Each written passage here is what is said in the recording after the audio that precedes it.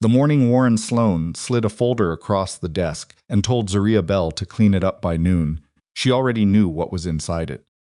Her words, her research, her campaign strategy, the one she'd spent 11 nights building from scratch, the one she'd emailed to Warren at 2 a.m. with her name on every single page. Now his name was on the cover. She looked up at him.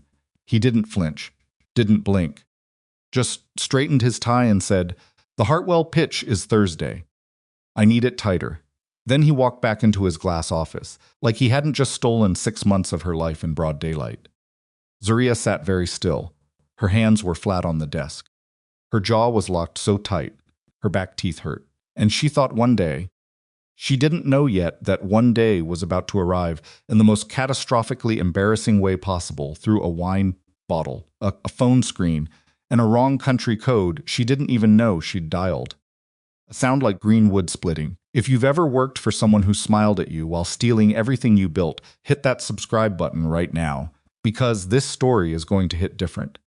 Drop your city and country in the comments below so I can see how far this is traveling, and don't forget to like so such the next story finds you first.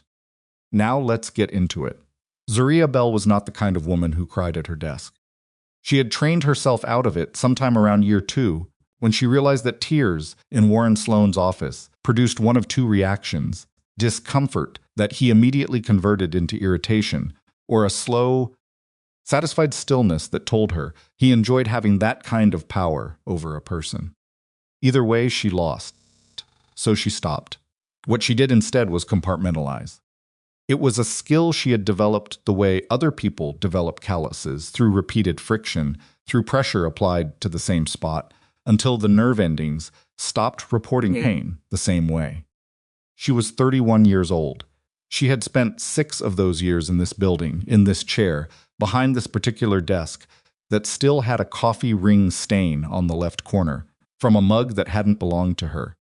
She had come in as an executive secretary with a business degree she was quietly embarrassed to mention, because Warren had once told her, and she would never forget the exact phrasing, that a title is just a starting point, not an entitlement. He said it like wisdom. She had nodded like she believed him. That was year 1. By year 3, she was writing campaign briefs that Warren presented to clients without crediting her.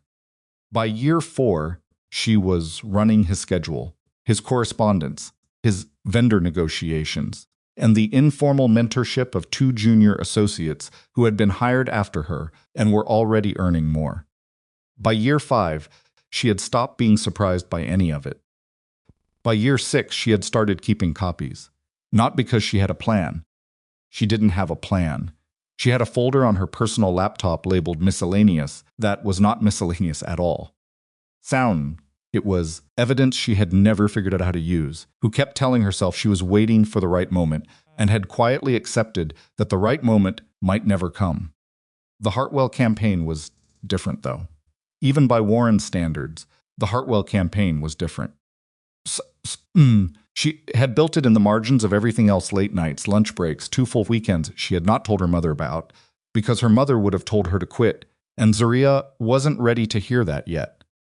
It was a luxury automotive import strategy, targeting second-generation Asian American consumers in 3 major metro markets, and it was the best work she had ever done. She knew it was the best work she had ever done, because, for the first time in years, she had done it with something that felt like genuine excitement instead of the grim professional obligation that powered most of her output. She had emailed it to Warren on a Tuesday night at 2:17 a.m. Her name was in the header. Her name was in the footer. Her name was in the metadata of the original document because she had checked. By Friday morning, it was his. He hadn't even changed the section headings. When he slid the folder across her desk that morning and asked her to clean it up, what he meant was make it look less obviously like something a woman wrote. He had actually said that to her once, early on, and she had spent 2 days afterward wondering if she had hallucinated it. She hadn't. She knew she hadn't because she had written it down. She cleaned it up. She made it tighter. She fixed 3 data citations that Warren had incorrectly attributed in his cover summary. She reformatted the visual flow because the version he'd printed had a pagination error that would have been embarrassing in front of a client. She did it all without a word, sent it back, and went to get herself a glass of water from the break room, where she stood at the sink for 4 minutes at the faucet and thinking about absolutely nothing. That was how she survived, thinking about nothing, in increments as needed. What she didn't know was that the version of herself capable of continuing that survival was already running on empty. The probation memo arrived on a Wednesday. She found it in her inbox at 8:47 a.m., sent at 8:31, which meant Warren had written it before she arrived, which meant he had planned it. The subject line read, "Performance and Conduct Review Zariah Bell." The body was 3 paragraphs of carefully worded corporate language that essentially communicated 2 things. 1, that her contribution levels had been found inconsistent with her role expectations, and 2, that she had been placed on a 60-day performance improvement plan effective immediately. The work referenced as inconsistent was work she had done. The contributions described as below standard were contributions Warren had submitted under his own name. She read it twice. Then she read it a 3rd time because she genuinely could not process it on the first 2 passes. Not because she didn't understand the words, but because the architecture of the injustice was so thorough, so cleanly constructed, that some part of her brain kept sliding off it like it was trying to grip glass. She forwarded it to her personal email. She added it to the folder on her laptop. Then she closed the notification, pulled up the Hartwell post-pitch summary Warren had asked her to compile, and began typing. Her hands were shaking. She didn't stop typing. That night was a Thursday, and Thursdays had recently become the night. Zariah allowed herself 1 glass of wine with dinner because she'd read somewhere that rigid self-deprivation was its own kind of stress disorder, and she was trying to be reasonable about things. 2, somewhere around the point where she opened her laptop to work on a personal project and found herself staring instead at the probation memo she'd forwarded to herself, rereading it with the focused, furious attention of someone trying to locate the exact nerve that hurt. She found it in paragraph 2. Ms. Bell has demonstrated a pattern of prioritizing personal initiatives over assigned responsibilities, resulting in output that does not reflect the standard expected of her position. Personal initiatives. She had stolen her work. He had stolen her work, put his name on it, presented it to clients, and then written a memo accusing her of neglecting her responsibilities. He had covered his theft with paperwork. He had made the paperwork official. He had sent it to HR. The 3rd glass of wine happened. She was not proud of the 3rd glass of wine. She would not recommend the 3rd glass of wine. But the 3rd glass of wine is the reason any of this happened at all, so she had complicated feelings about it. She opened Warren's contact on her phone. She started typing. She had been composing this message in her head for approximately 4 years. The words came fast and without hesitation, the way things come when they've been rehearsed so many times they've worn grooves into your thinking. She told him that she knew exactly what he'd done with the Hartwell campaign. She told him she had documentation going back 3 years. She told him that she had spent 6 years making him look competent and talented and visionary, and that none of those words actually applied to him, and that the only thing separating a mediocre man from a successful one was usually a woman he was too arrogant to credit. She told him what 6 years of silence had cost her. She told him she was done. She hit send. The satisfaction lasted approximately 11 seconds. Then she looked at the screen. The number wasn't Warren's. She had been in her contacts. She had found W. She had tapped, but she had tapped the wrong W. The contact she'd pulled up wasn't Warren Sloan, Atlanta, Georgia. It was a number she'd saved 8 months ago when she was coordinating international shipping logistics on Warren's behalf, and a Korean business associate had sent a confirmation code to her phone by mistake, and she'd saved the number with a placeholder note so she could pass it along to the right department. The placeholder note read W Korea shipping contact. She had sent the most furious, professionally catastrophic, career-ending message she had ever written in her life to an unknown Korean phone number. She stared at the screen. The message said delivered. She threw a throw pillow at nothing in particular.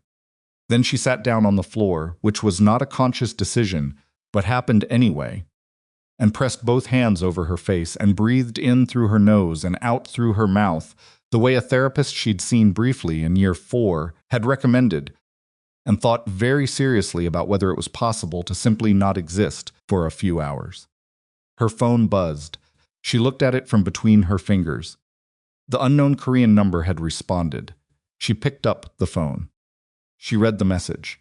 I don't know who Warren is, but for what it's worth, everything you just said sounds like it needed to be said. Zariah stared at the screen for a long time. Then she typed, I sent that to the wrong number. I'm so sorry. Please forget you read that. The response came back faster than she expected. Already memorized it. You called someone mediocre 3 times in one paragraph. That takes commitment. She laughed. She didn't mean to laugh. Came out wrong, too sharp, half surprised, the way laughter sounds when it ambushes you in the middle of something that isn't funny. She pressed her hand over her mouth, and the laugh turned into something that was almost the other thing, but didn't quite get there. She typed, I was talking to my boss. I've worked for him for 6 years, and he just put me on a performance improvement plan for work he stole from me. She sent it before she thought about it, which was the wine's fault, or her own fault. The line felt thin. The response took longer this time. Spleeting. Long enough that she assumed the stranger had decided the appropriate response to a drunk woman's accidental confession was no response at all, and she was already composing an apology for the apology when the message arrived. 6 years is a long time to stay somewhere that doesn't see you. Zariah looked at the message. She read it again. Outside her apartment window, Atlanta was doing what Atlanta does at 11 o'clock on a Thursday: cars, distant music, the particular quality of southern night air that smells like heat, even when the temperature has dropped. She sat on her floor with her back against the couch, and her phone in both hands, and she thought about the fact that a stranger in Korea had just said something that 3 separate people who claimed to care about her had never managed to say in exactly that way, with exactly that weight. She typed back, who are you? The response was immediate this time. Someone who picked up a wrong number. What's your name? She thought about it. There was no logical reason to answer. There was no logical reason she was still in this conversation at all. She typed, Zariah. Taehyuk, came the reply.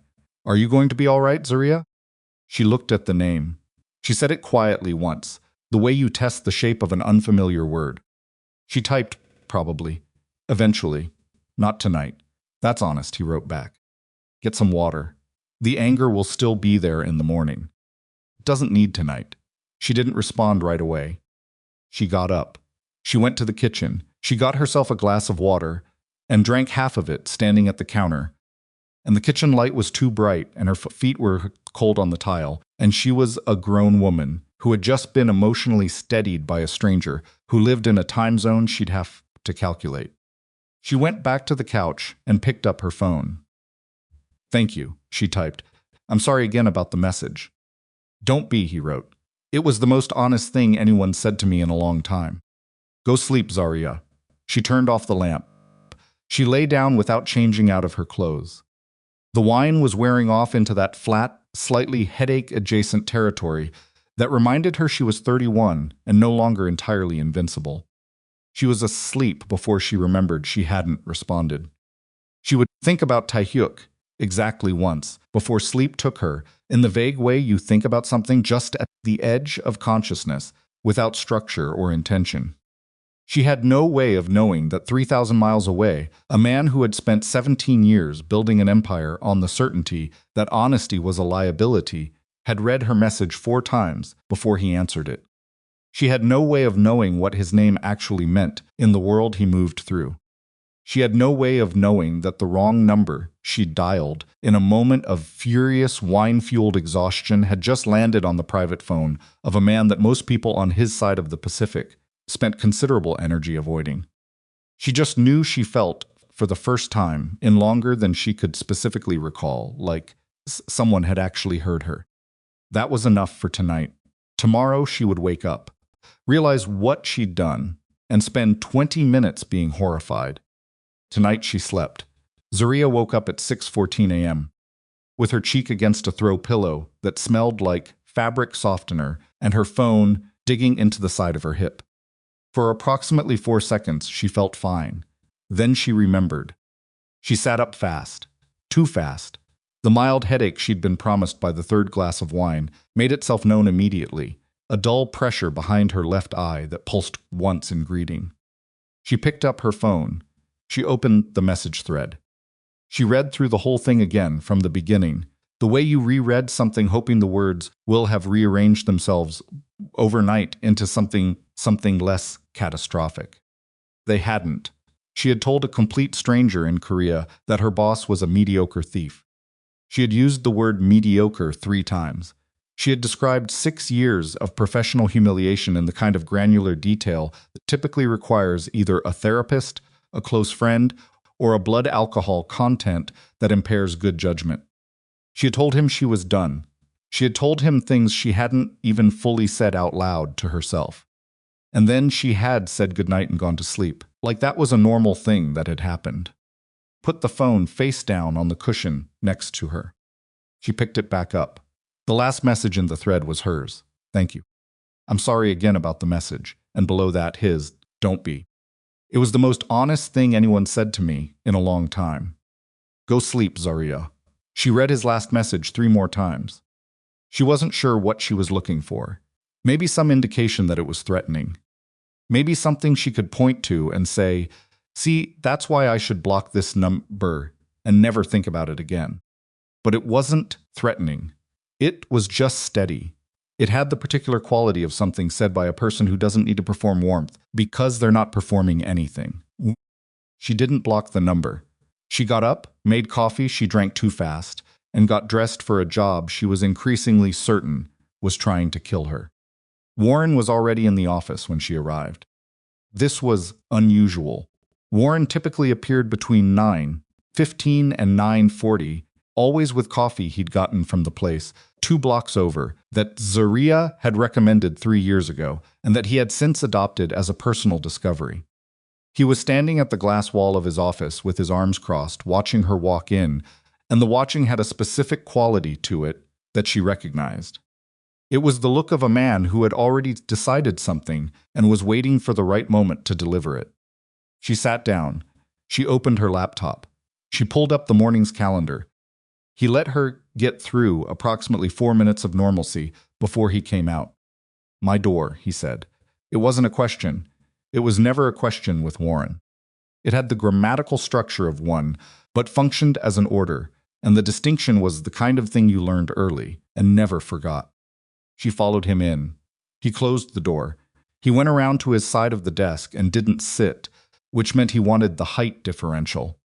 She had cataloged his power moves over the years with the detached precision of a naturalist documenting animal behavior.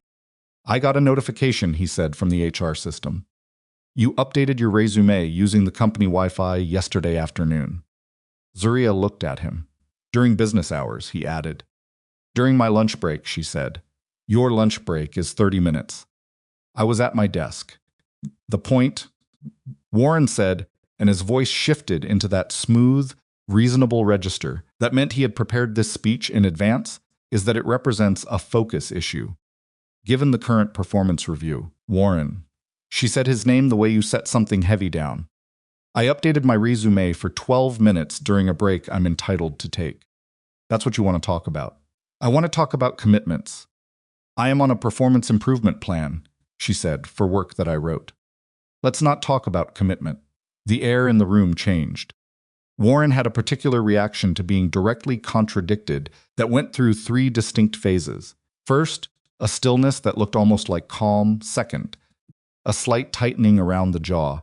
Third, a shift into the kind of deliberate, controlled coldness that he clearly believed projected authority. She had watched it so many times she could have drawn it. That's a serious allegation, he said.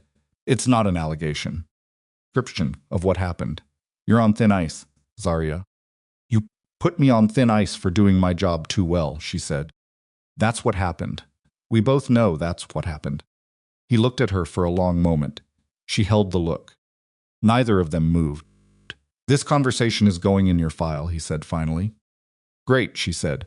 Mine's going in mine. She left his office. She sat back down at her desk.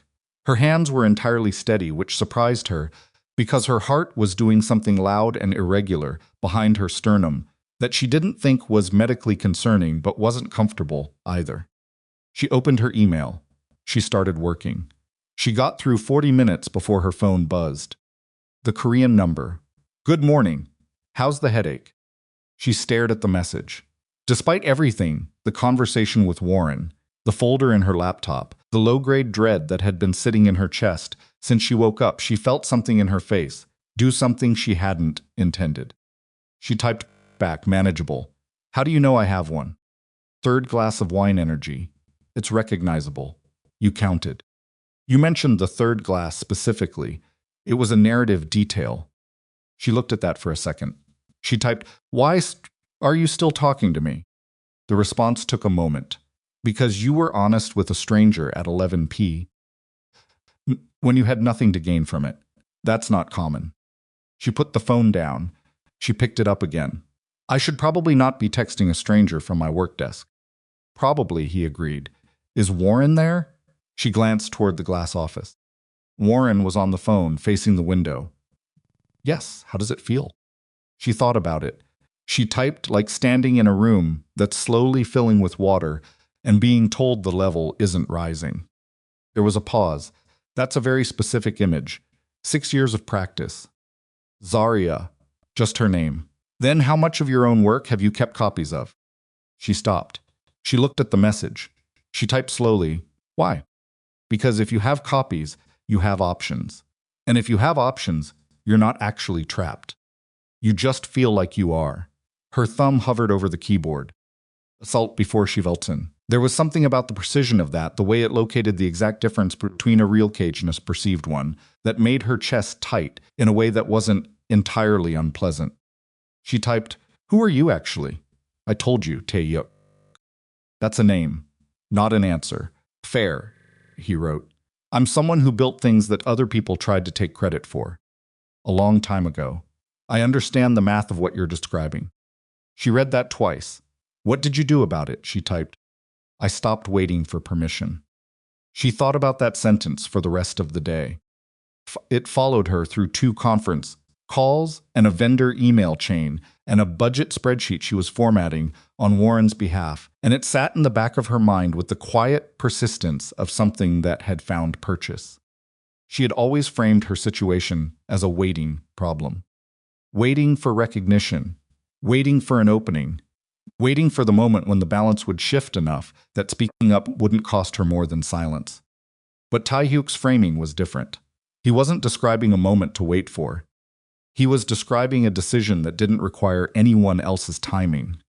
That evening, she opened her personal laptop. She opened the folder labeled Miscellaneous. She went through it systematically for the first time, not adding to it, not hiding anything new in it, but actually looking at what 3 years of quiet documentation looked like when you spread it out. It looked like a case. 14 campaign briefs, 23 email chains, 6 instances of client presentations using language she could timestamp against her own drafts. 2 instances of Warren explicitly instructing her to remove her name from documents before he forwarded them to senior partners. 3 performance reviews that rated her meets expectations in categories where the specific work cited had been her own and had generated measurable results attributed to his leadership. She sat back in her chair and pressed her hands flat on the table. She took a photo of the open folder on her screen. She sent it to the Korean number without a caption. The response came 3 minutes later. That's not a miscellaneous folder. No, she typed. It isn't. Have you shown this to anyone? No. Why not? She thought about it for longer than the question probably warranted. Because I didn't think it would matter. He's the one with relationships at the company. I'm the one with the job title that makes me easy to dismiss. What would it take for it to matter? I don't know. The right audience, maybe. The right moment. Or he wrote the right exit. She read that. She typed, "What do you mean?" "You already know what I mean," he replied. "You've been building a record for 3 years. People who are planning to stay don't build records. They file complaints. You've been building an exit strategy without admitting to yourself that's what it is. The apartment was very quiet. Outside, a car went past. Zariah looked at the laptop screen, at the folder, at the neat, patient accumulation of evidence she had told herself she was gathering just in case. She typed, "I don't have anywhere to go. You have skills that worked well enough that someone else built a career on them." He wrote back, "That's not nothing. That's actually the opposite of nothing." She didn't respond right away. She sat with it. The thing about Tae-hyuk, and she was aware, on some level, how strange it was to already have a thing about someone she had never seen and had spoken to for less than 24 hours, was that he didn't offer comfort the way people typically offered comfort. He didn't say it'll be okay, or things will work out, or any of the other phrases that were meant to soothe between, but mostly just created distance between the person saying them and the actual problem. He went straight at the problem. He talked about it like it was real and specific and solvable, which was the way she wanted to talk about it, and almost never got to. "Can I ask you something?" she typed. "Yes. What do you actually do for work? You said you understood the math of what I'm describing. What were you building when someone tried to take credit for it?" Pause this time was longer. Long enough that she thought maybe she'd pushed into something he didn't want to discuss. Then international business. Shipping, logistics, some technology. Multiple markets, that's vague. "It is," he agreed without elaborating. "Are you being deliberately mysterious, or is this just how you communicate?" "Both," he wrote. "Tell me about the campaigns, the ones in your folder. What were they for?" She noticed the deflection. She filed it and let it go. She started typing. That was how it started, and she would think about the starting of it later, much later, in a city she hadn't yet visited, in a life that didn't yet exist, and she would have a hard time pointing to the exact moment when it stopped being a recovered accident and started being a choice. It wasn't the first night. It probably wasn't the second. It was something more gradual, the way a habit forms, not through decision, but through repetition of small movements until the groove is deep enough that the path just goes there automatically. They talked every day. Not long conversations always. Sometimes just a message in the morning and a response at night. Sometimes a rapid back and forth during her lunch break that left her looking up to realize 40 minutes had passed. He asked questions that were specific rather than polite, not "how are you?"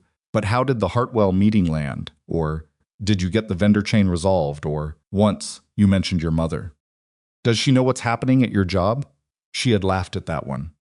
Typed back, "She knows I'm unhappy. She tells me to quit every 6 weeks on a rotation." "Smart woman," he said. "She is. She's also going to say I told you so for the rest of my life the minute I actually do it." "Worth it," he wrote. "I told you so from people who were right is just love with bad delivery." She had looked at that message for a while. She'd read it 3 times. Then she'd taken a screenshot of it, which she had not done with any other message in the thread, and she hadn't examined why until later. Meanwhile, at the office, things deteriorated with the particular momentum of something that had been deteriorating for a long time and had simply reached the part of the slope where gravity took over.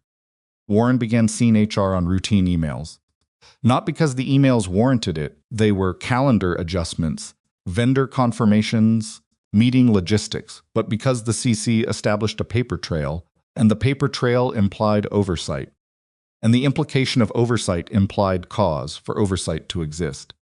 It was a bureaucratic pressure technique, and she recognized it immediately, and it infuriated her precisely because it was effective. Every CC made her pause before she sent anything.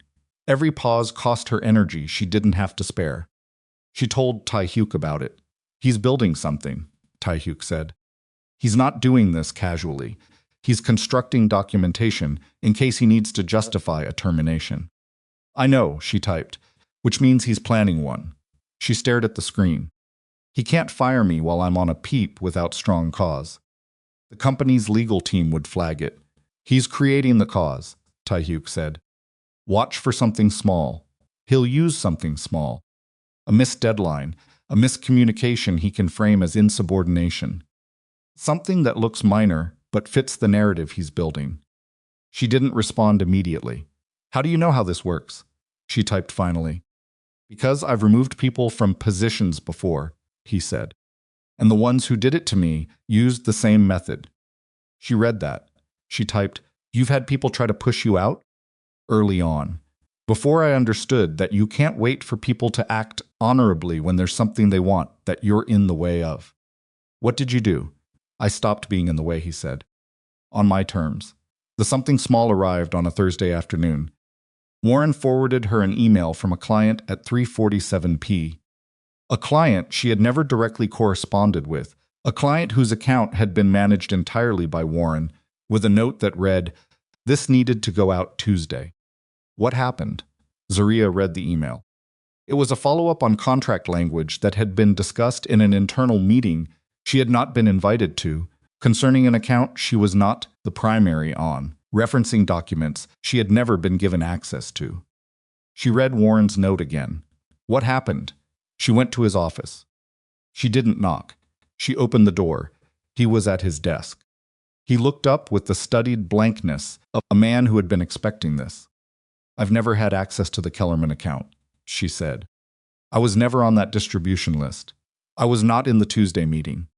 You did not give me those documents. The follow-up was in your task queue," Warren said. "My task queue has Hartwell post-launch metrics and the Morrison vendor audit. It does not have Kellerman correspondence. I added it Monday. I have my task queue from Monday at 5 p.m., and it doesn't show Kellerman." Pause. "System glitch," Warren said. His voice was even. "These things happen, Warren." She held very still. "What is actually happening right now?" He looked at her.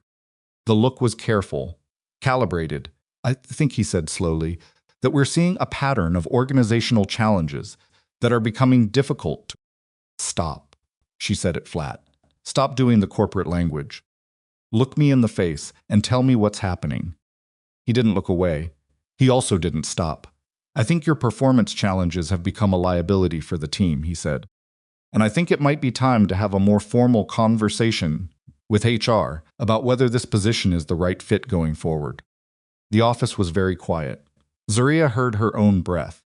She felt the thing that happened in her chest, the compression, the pressure, and she identified it correctly this time. It wasn't fear. It was the specific sensation of 6 years of patience reaching its absolute limit all at once. "Are you firing me?" she said. "I'm initiating a formal review process." Warren, her voice didn't shake. "Are you firing me?" He held her gaze. "As of close of business today, your role is under formal review, which per company policy." "I quit," she said. His mouth stopped moving. "Effective right now," she said. "I'll have HR process the paperwork. You can keep the PP. I don't need the 60 days. She turned and walked out of his office and back to her desk. She was aware that several people in the open office had gone very still. She was aware that there was a particular quality of silence that develops when a scene has happened within earshot and everyone is pretending they weren't listening. She was aware of all of it in the precise, almost dissociated way that the body provides intense sensory clarity in moments of extreme stress, as if the mind decides to simply record everything and evaluate none of it until later. She picked up the framed photo she kept on her desk, her and her mother 2 years ago, both laughing at something that had happened 10 seconds before the shot, and she put it in her bag. She picked up the small succulent she'd bought with her own money and kept alive through 3 office moves. She picked up her charger. She picked up nothing else. She logged into her computer. She sent one final email to herself, the most recent version of her portfolio documentation, the performance review records, the updated resume she had edited during lunch 6 days ago. She logged out. She closed the laptop. She walked to the elevator. The doors closed.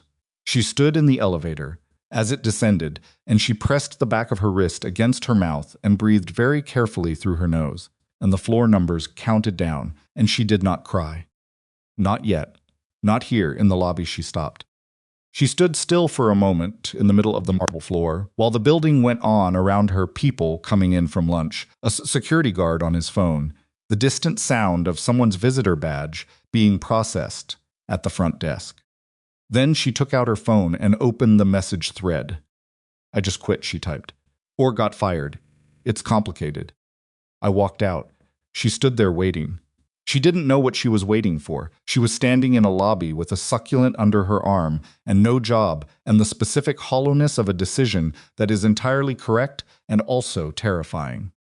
She was 31 years old, and she had just ended 6 years and 45 seconds, and she had nowhere to be. Her phone buzzed. "Are you okay?" She looked at the message. "I don't know yet," she typed back. "That's honest. Where are you?" "Lobby of the building. I haven't figured out the next step yet." "You will," he said. "Give yourself 10 minutes to just stand there. You don't have to have the next step yet." She stood there. She gave herself the 10 minutes. Outside, Atlanta moved past the glass doors, indifferent and loud and entirely unaware that something had just ended, and something else, though she couldn't have named it, couldn't have located its shape, had quietly, without announcement, already begun. Then her phone buzzed again. This time it wasn't Taehyuk. It was an email notification from an address she didn't recognize, with a subject line that made her go very still. "Re your work on the Mujin Holdings luxury campaign, we'd like to talk." She stared at the notification.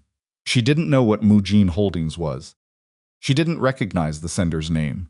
She didn't understand how anyone had her personal email, or how anyone outside of Warren's internal network had seen anything she'd worked on, or why a company she had never heard of was contacting her within 2 hours of her walking out of a job she'd held for 6 years.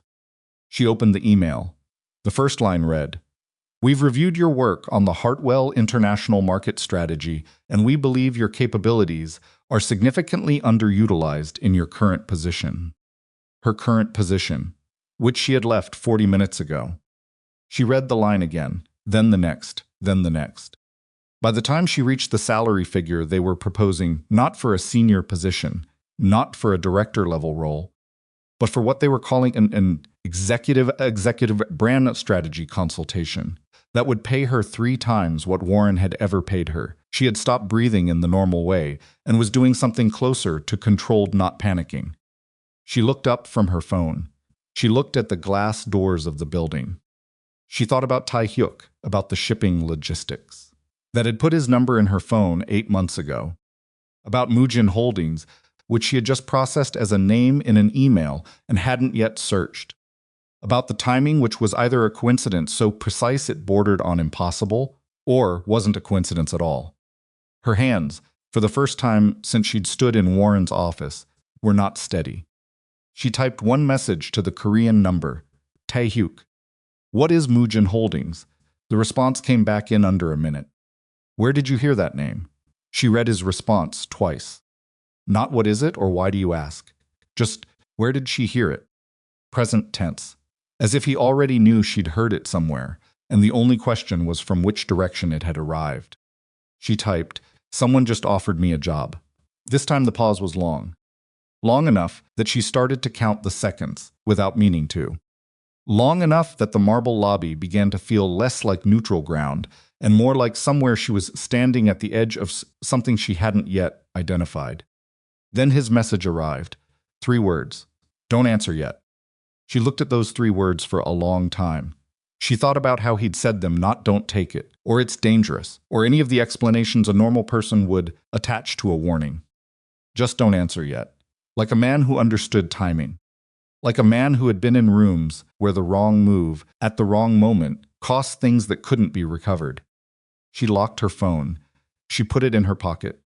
She stood in the lobby with the succulent under her arm, and the framed photo in her bag, and the distinct, unsteady awareness that whatever she had thought this situation was a recovering accident, a strange comfort, a temporary kindness from a stranger across an ocean, she had been operating on incomplete information. And the information that was missing was not small. She searched the name standing right there in the lobby. Mujin Holdings, the results loaded fast. Too fast. Like the internet had been waiting for her to ask. The first result was a Forbes profile, then a Bloomberg piece. Then a Wall Street Journal article dated 14 months ago with a headline that made her read it twice to confirm she had understood it correctly. Mujin Holdings completes $2.3 billion acquisition of Pacific Logistics. Chairman Kwon Tae-hyuk consolidates regional dominance. She scrolled down. There was a photo. The man in the photo was standing outside what appeared to be a Seoul office building, surrounded by other men in suits, all of them angled slightly toward him the way people unconsciously position themselves around someone they consider the center of the room. He was tall. He had the kind of face that photographs didn't quite capture correctly. Too composed, too controlled, like the camera kept catching the surface and missing the weight underneath. He was not smiling. He looked like a man for whom smiling in public was a considered decision rather than a reflex. Caption read, Kwon Tae-hyuk, chairman and CEO of Mujin Holdings, at the Seoul press conference announcing the Pacific Rim acquisition. She scrolled further. The second Bloomberg article was less corporate. Its headline read, Behind Mujin's Expansion, the Complicated Legacy of Kwon Tae-hyuk. She skimmed it. Words surfaced and arranged themselves into a picture she did not entirely want to look at. Alleged ties to organized crime networks. Korean authorities declined to comment. 3 separate investigations closed without charges. Sources within Seoul's financial district describe him as untouchable. She stopped scrolling. She was still standing in the middle of the lobby. Someone walked past her with a rolling suitcase and she stepped to the side automatically, the way the body handles navigation when the mind has gone somewhere else entirely. Billionaire, chairman, untouchable. And then, below all of it, half buried in a business news aggregator piece about Mujin's international expansion strategy, one sentence that landed differently from everything else. Kwon's operations have long been the subject of speculation in Seoul's underworld circles, where his name carries a different kind of weight than in the boardroom. She put her phone in her pocket. She walked outside. The Atlanta afternoon hit her heat, exhaust, the particular brightness of a sky that had no interest in her current emotional state. She stood on the sidewalk, outside her former place of employment, with a succulent under her arm and the information that the man she had been talking to every day for weeks, the man who had steadied her through the worst professional humiliation of her life, the man who had said, I told you so from people who were right, is just love with bad delivery. That man was not simply a wealthy Korean businessman. He was a billionaire. He might be a mafia boss. He had not told her either of those things. She opened the message thread. Tae-hyuk. She typed it and stopped. Started again. I looked up Mujin Holdings. I looked up your name. She hit send before she could think about what she wanted to say after it. His response arrived in less than 30 seconds. I know. 2 words. Not I can explain, or it's not what you think, or any of the deflections available to him. Just not, I know. Present tense. No apology attached. The acknowledgement of a man who had been waiting for this specific moment and had decided in advance not to run from it.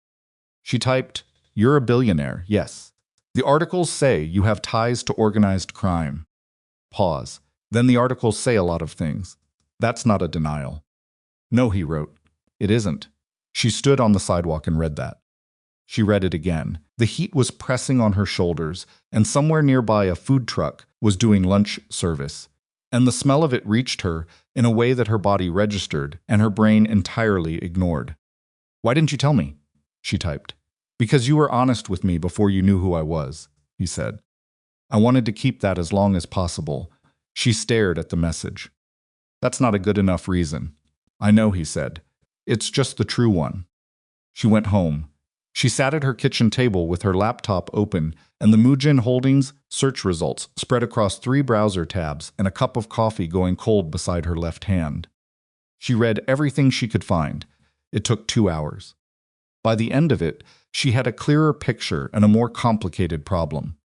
Public record on Kwon Tae-hyuk was extensive and careful.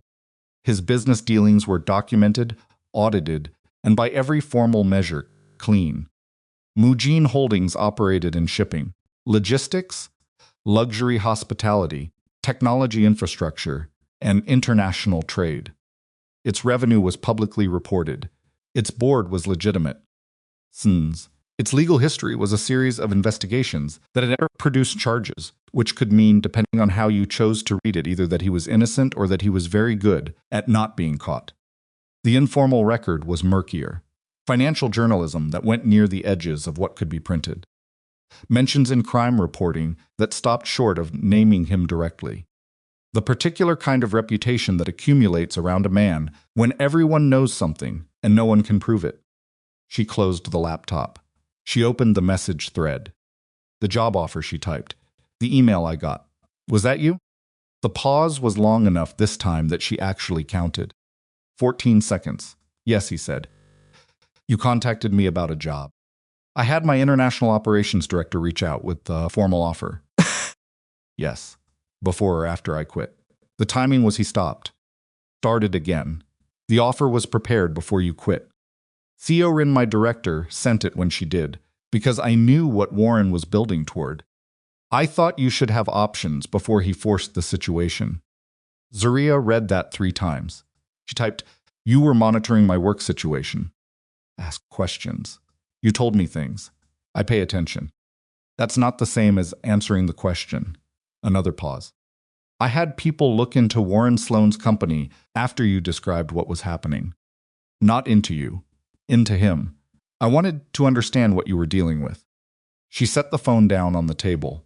She pressed both hands flat on the table surface and looked at the wall and breathed in through her nose. The apartment was quiet in the particular way of midday. On a weekday, muffled, slightly unreal, a silence that belonged to people who didn't normally be home at this hour. She picked the phone back up. You had people investigate my boss. Yes. Without telling me. Yes. And then had someone contact me with a job offer, using information they could only have gotten through that investigation. Yes, he said again. And then before she could respond, I know how that reads. I'm not going to tell you it was innocent. It reads like you were managing me. It reads like someone who saw a situation and moved to change it, he said. I won't pretend that's a small distinction, but it's the distinction I'd make. She sat with that. She was aware that she was making a decision right now, not a formal one, not a declared one, but the kind that happens in the gap between what you know and what you choose to do with it. She could close the thread. She could block the number. She could treat everything that had happened over the past weeks as a cautionary tale about the dangers of drunken mystials and move on. She also knew she wasn't going to do that. Not because he hadn't done something she had a right to be angry about. He had, but because the version of herself that would close the thread was the same version that spent 6 years at telling herself she was waiting for the right moment, and she was done being that version. I'm angry, she typed. You should be, he said. But I'm also unemployed, and you already know my whole work history, so you might as well tell me what this job actually is. Pause. Then, for the first time in weeks, she got the sense that what came through the phone was something close to surprised. You want to discuss the offer. I want to discuss the offer, she confirmed. But I want to do it on a call, a video call. I want to actually see you. He called 20 minutes later. She had used the 20 minutes to change out of the work clothes she'd been wearing when she quit, wash her face, and make a second cup of coffee she didn't need. She had also spent approximately 6 of those minutes staring at herself in the bathroom mirror, having an internal conversation about what she was doing that she declined to record even in the privacy of her own thoughts. The call connected. He was in an office. A large one, judging by the visible depth behind him, floor to ceiling windows, the sole skyline beyond them. Late evening light falling at an angle that made everything look like it had been lit deliberately. He was in a dark suit without the jacket, his shirt collar open at the throat, and he was sitting surfree still in the way of someone who has learned to hold himself like a controlled thing. He looked at her. She looked at him. Neither of them said anything for a moment that lasted slightly longer than comfortable. You're actually real, she said. The corner of his mouth moved. Not quite a smile. You thought I wasn't? I thought there was a meaningful chance I'd been corresponding with someone's assistant for 6 weeks. Just me, he said. His English was precise accented, but controlled in the way of someone who had worked in international business for years and understood that language was a tool with consequential settings. You're younger than the Forbes photo, she said. That photo is 5 years old. You look tired in this one. Something shifted in his face. Not offense, something closer to recognition. the look of a man who had not been described accurately in a while and found it disorienting in a way he hadn't expected. Been a difficult quarter, he said. Okay. She set down her coffee mug. Tell me about the job. He did. He was direct about it in a way that suggested he had prepared and had also decided to skip the preamble. Mujin Holdings was expanding its American luxury market division. The division needed someone who understood American consumer behavior from the inside, not from market research, but from actual strategic experience. The Hartwell campaign, which his team had reviewed in detail, was evidence of exactly the kind of thinking he needed. The role would be remote, initially, executive level. Direct access to senior leadership, triple her former salary. How did your team review the Hartwell campaign? She said. That was an internal document. A pause. We have sources inside your former company's client network. That's a careful way of saying something I probably shouldn't look at too closely. It is, he said. She looked at him through the screen. He looked back. The Seoul skyline glittered behind him, and she was sitting in her Atlanta kitchen in a shirt she'd panic-changed into, and the whole situation was so far outside any framework she had for normal that she had stopped trying to map it onto one. I need you to understand something, she said. Tell me. I left Warren because he owned everything I did. Because my name was never on anything. Because I spent 6 years being useful, in ways that never came back to me. She held his gaze through the screen. If I work for you, my name is on my work. I make decisions. Nobody presents my strategies as their own. If that's not the structure you're offering, I need to know now. He didn't hesitate. Your name is on everything you produce. Your strategic decisions are your own. I will tell you when I disagree with them, and I'll expect you to tell me when I'm wrong. That's the working relationship I'm offering. Have people told you you're wrong before? Not often enough, he said, which is part of the problem. She looked at him. Okay, she said. She started the following Monday. The first month was professional and clarifying, and harder than she'd expected, but hard in a way that felt like use rather than waste. She reorganized his international communications workflow, identified 3 redundant vendor contracts that were costing Mujin's legitimate division more than they were generating, and began laying the groundwork for a luxury brand campaign targeting American consumers that was different from anything Mujin had attempted before, built on authenticity rather than aspiration, on cultural specificity rather than generic premium signaling. Taehyuk read everything she sent him. He responded with questions, not approvals. His questions were specific and sometimes uncomfortable, the kind that identified the exact point where her reasoning had taken a shortcut, and she found herself going back over her own work, more carefully than she had in years, because she knew he would find the shortcuts, and she didn't want him to find them before she did. She also found that he was, as advertised, available to be told he was wrong. The first time she did it 3 weeks in a message at 11 p. Sounds about a pricing strategy decision his team had made for the hospitality division. She held the send button for a full 4 seconds before releasing it. The response came back in 7 minutes. Walk me through your reasoning. She did. He pushed back on 2 points. She held her position on one and conceded the other because he was right about it, and she knew he was right about it. He didn't gloat. He moved to the next problem. She told her mother she had a new job. She described it as international consulting. Her mother asked 3 sharp questions that Zariah answered with technically accurate information arranged into a picture that was not precisely complete, and her mother, who was sharper than the incomplete picture could survive, said, "You're being careful with how you're describing this." "I'm still figuring out what to call it," Zariah said. Her mother said, which was not agreement. Weeks passed. The campaign took shape. Zariah would send drafts at 10 p.m. and find Taehyuk's notes waiting at 6 a.m. He was working 17 hours ahead, which meant that when she was ending her day, he was beginning his. And somewhere in that overlap, they had developed a rhythm that had nothing to do with formal business's hours, and everything to do with the fact that neither of them seemed to fully stop. She noticed things. She noticed that he never used language that was vague when he could be precise. She noticed that he had a particular impatience with information that had been filtered through intermediaries before it reached him. He wanted primary sources, direct accounts, the unedited version. She noticed that he was funny, occasionally, in the dry and unexpected way of someone who doesn't deploy humor often, and therefore lands it effectively when he does. She noticed that messages were getting longer. Not longer in volume, necessarily. Longer in the sense of the territory they covered. Business led into strategy, led into some tangential observation that turned into a conversation that had nothing to do with Mujin Holdings at all, and neither of them acknowledged the drift or tried to correct it.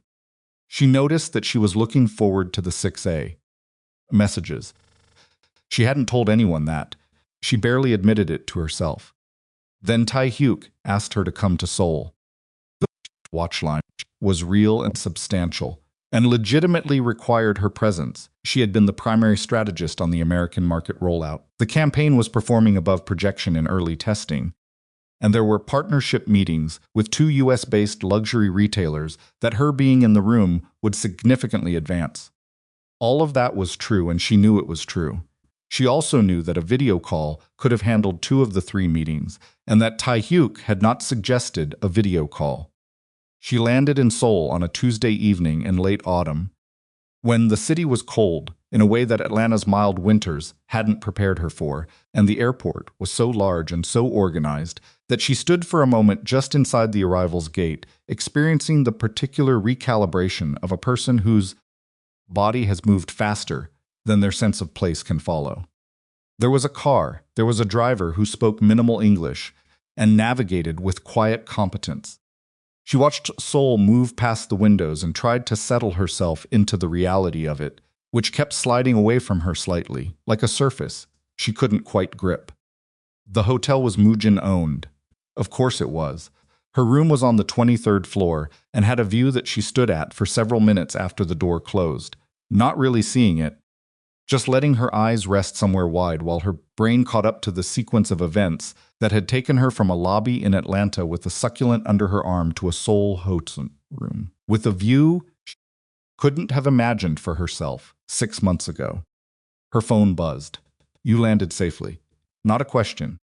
"The driver called you," she typed. "Yes, you have me monitored." "I have you cared for," he said. "There's a difference. We're going to have to talk about where that line is." "We are," he agreed. "Rest tonight. The first meeting is at 9. She put the phone down on the bedside table. She looked at the ceiling. She thought about what she'd told him on the video call months ago. "My name is on my work. I make decisions. Nobody presents my strategies as their own." She thought about the fact that he had delivered on all 3 of those conditions. She thought about the fact that she was in Seoul and that the person she most wanted to talk to about being in Seoul was the person she was in Seoul because of. The 9 o'clock meeting went well. The 10:30 went better. By noon, she had closed a preliminary agreement with the larger of the 2 retail partners, on terms that Mujin's previous negotiating team had considered unlikely, and she had done it by doing something Tae-hyuk's representatives had apparently not tried before. She had told the truth about what Mujin's product was and wasn't, acknowledged the market positioning challenges directly. A sound like green wood splitting, and offered a partnership structure that gave the retailer something they actually needed instead of performing confidence they could see through. She debriefed with Tae-hyuk's executive director Han Seo-rin, a Korean woman in her mid-40s who was precise, unimpressed by most things, and had been watching Zariah with the careful attention of someone running an ongoing evaluation. Seo-rin told her the debrief was good. Seo-rin did not offer compliments for anything less than accurate, which Zariah had worked out within the first 20 minutes of their acquaintance. She saw Tae-hyuk at 6 o'clock. He was in a conference room on the 31st floor of the Mujin Tower, standing at the end of a long table, talking to 2 men who both stopped talking and looked at the door when she came in. She had knocked. She hadn't waited for a response. She didn't know why it was his building, his meeting. But she had knocked once and pushed the door, and he had turned, and the 2 men had gone silent. He looked at her. The conference room had the particular corporate quality of spaces that cost a great deal of money to build and are occupied so constantly they've lost any sense of occasion. There was a floor-to-ceiling window behind the table, Seoul spread out below it in the specific way of a city that is large enough to feel like a geography rather than a place. There were papers on the table. There was a laptop open. There were the two men who were still standing there. "Zariah," he said. "The retail meeting closed," she said. "Thought you'd want to know." Something moved across his face. Not surprise exactly. Something adjacent to it, the particular expression of a man who had expected good news and found that receiving it still affected him. "Both terms," he said. "Both terms." He said something in Korean to the two men. One of them looked at her with an expression she couldn't fully decode. They gathered their papers. They left. She and Tae-hyuk were alone in the conference room. He was taller than she'd registered from the video calls. She'd had some intellectual awareness of this. She'd seen the photos. She'd understood he was tall, but physical presence has a quality that screens genuinely cannot convey. Kind of dimensional reality that you don't know is missing until it's restored. He was looking at her with the focused, still attention she'd come to recognize as his default. The look that meant he was deciding something. She didn't know what he was deciding. "You did it differently than we would have," he said. "Than your team would have." "Yes. It worked better." "I know." He almost smiled. "You're not modest." "I'm accurate," she said. "There's a difference." He looked at her for another moment. Then he said, "Are you hungry? I'd like to have dinner." It was not framed as a business dinner. The framing was deliberate, and she caught it immediately and chose not to address it, which was itself a kind of answer. "Yes," she said. Dinner was at a restaurant 2 blocks from the Mujin Tower that was small and quiet and clearly reserved rather than walked into. They ate and they talked, and the talking moved, the way their messages had always moved from work, into something adjacent to work, and then into territory that had nothing to do with work at all.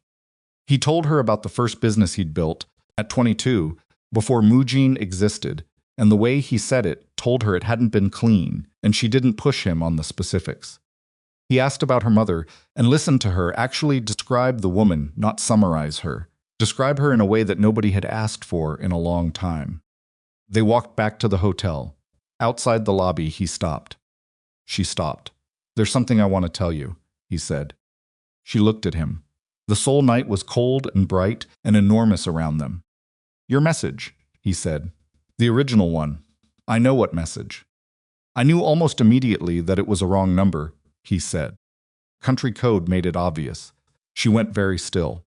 "I answered anyway," he said, "because I was curious about who wrote it. And then I kept answering." He stopped. "Because there was nobody in my life who talked to me the way you did in that first message. Without knowing who I was. Without needing anything from me." The lobby light was falling at an angle across the sidewalk. Zariah looked at him. She felt something in her chest that was complicated and warm, and was also slightly frightening. The way things feel when they are real enough to cost you something. "You knew," she said. "Yes. From the beginning." "Yes." She breathed in. That she stopped, started again. "I'm angry about that. You should be. But I understand it," she said. "That doesn't mean I'm not angry." "No," he said. "Those things can both be true." She looked at him. He looked back. Then she kissed him. She hadn't planned it. She also didn't regret it. Not in the moment. Not in the immediate aftermath when she pulled back, and the Seoul night was still enormous around them. And his expression had done something she hadn't seen it do before. Gone quiet, in a different way, less controlled, more exposed. She regretted it 45 minutes later. Not the kiss. She regretted what came after the kiss, which was the full force of understanding hitting her, whilst she stood in the elevator alone going back to her floor, that she had just kissed her employer. A billionaire. A man whose informal reputation included words like untouchable and feared and organized crime. A man who had entered her life through a wrong number and had made choices about her situation without telling her, and who had admitted all of it so evenly, so without self-defense, that she had somehow ended up finding it more honest than dishonest. She was in Seoul. She worked for this man. She had just kissed him in front of a hotel lobby. She went to her room.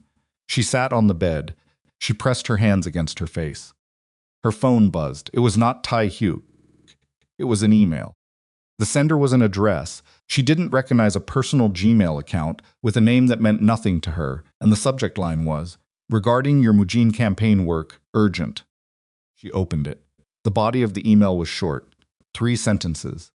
Ms. Bell, campaign materials you developed for Mujin Holdings' American Luxury Division were shared with a competitor 3 weeks before your arrival in Seoul. The source is internal. If you care about what happens to you here, you need to know before they find out you know. She read it 3 times. Her hands had gone cold in the way that had nothing to do with temperature. 3 weeks ago. 3 weeks ago, she had still been in Atlanta, still remote, still building the campaign in the digital workspace Mujin had set up for her.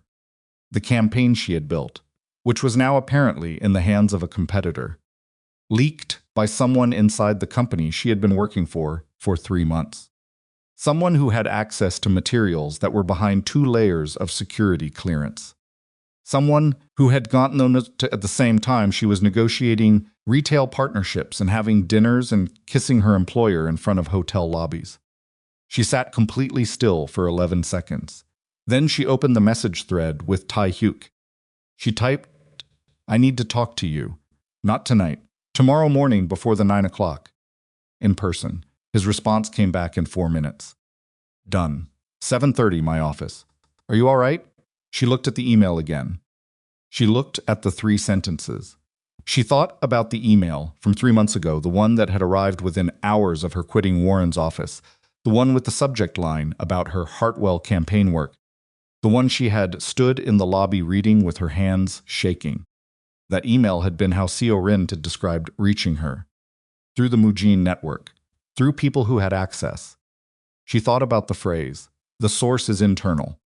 She thought green mood. She thought about the fact that her campaign had been built inside a company she had been with for 3 months, surrounded by people she didn't know, in a system she hadn't built and couldn't fully audit. She thought about the fact that she was in Seoul, alone, in a hotel owned by the man she had just kissed, surrounded by an organization she did not fully understand, the edges of which she deliberately not looked at too closely, because looking would have required a decision she hadn't been ready to make. She typed back to Tae-hyuk, "I'm fine." 7:30. She was not fine. She locked her phone. She got up. She went to the window and stood looking out at Seoul, which was massive and lit and indifferent and entirely real. The kind of real that doesn't care about the scale of your personal crisis or the particular way your certainty has just cracked open beneath you. She had left one situation where a man held power over her work and her future. She had walked directly into another. The difference was that this one came with a criminal reputation, a leaked campaign, an anonymous warning, and feelings she had not accounted for in any version of the plan she thought she'd been making. She pressed her forehead against the cold glass. She thought, figure out what's true before you react. She thought, don't let anyone see that you're afraid. She thought, you are not the woman who waited 6 years for someone to do the right thing. The last thought steadied her. She stepped back from the window. She picked up her laptop. She opened a new document and she began, with the precise and deliberate focus of someone who has decided that the only direction available is forward, to write down everything she remembered about, who had accessed her campaign files and when, every name she'd been introduced to, every system she'd been walked through, every conversation she'd had in 3-month campaign, and the word American, and the words launch and competitor and internal. She worked until 2 a.m. At 2 a.m., she had 4 pages of notes and a list of 7 names and a timeline that had one gap in it she couldn't close from memory. A gap that corresponded to a 2-week period, during which her access logs should have showed exactly who had touched her files and didn't. Because the system had been down for maintenance, and the backup had been handled by an IT administrator, whose name she had been told once and had not written down. She looked at the gap. She thought about who would know how to exploit a 2-week window in a security system. She thought about how much you would have to know about the inside of Mujin's operations to know that window existed. Thought about the words, the source is internal. She closed the laptop. She lay down on top of the covers without turning out the light and looked at the ceiling and understood, with the particular clarity of a person who is very tired and has just run out of the ability to soften things for themselves. That tomorrow morning, at 7:30, she was going to sit across from a man she had just kissed and tell him that someone in his organization was selling him out and that she had no way of knowing, yet, a sound zine, whether the person in his organization who was someone him out she had met, someone she had trusted, or someone who had been watching her since before she ever arrived. And she had no way of knowing, and this was the part she kept returning to, the part that sat in her chest like something with teeth, whether the anonymous email warning her was genuine, or whether it was the first move in something aimed directly at her. She was already awake when the alarm went off at 6. She had slept in pieces 40 minutes here, an hour there, the kind of sleep that doesn't restore anything but keeps the body functional enough to continue. The 4 pages of notes on her laptop were still open when she looked. She read through them once, added 2 things she'd remembered somewhere around 4 a.m. and closed the document. She showered. She dressed carefully, which was not vanity but strategy she had learned from Warren. That the way you enter a room in difficult circumstances communicates something before you speak, and she intended to communicate competence. Dark blazer, simple underneath, her natural curls pinned back with the specific deliberateness of a woman who knows what her appearance says and is deciding what to let it say today. She looked at herself in the mirror. She said quietly, "To nobody, figure out what's true. Don't react." Forward, then she picked up her laptop and went to find Kwon Tae-hyuk. His office was on the 34th floor, and it was nothing like Warren's glass box. Warren's office had been designed to be seen into transparency as performance, the visible busyness of an important man. Tae-hyuk's office was designed to contain dark wood, clean surfaces, a desk that was large without being theatrical.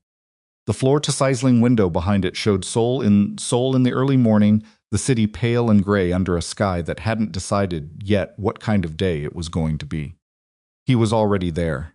He was standing at the window with a coffee cup, not looking at his phone, not at a screen, just looking at the city in the way of a man accustomed to beginning his day in silence. He turned when she came in. He looked at her face and she watched him read it the tiredness she hadn't been able to fully conceal, the particular set of her jaw that she knew communicated something, even when she was trying to keep her expression neutral. "You didn't sleep," he said. She put her laptop on the table. She opened it.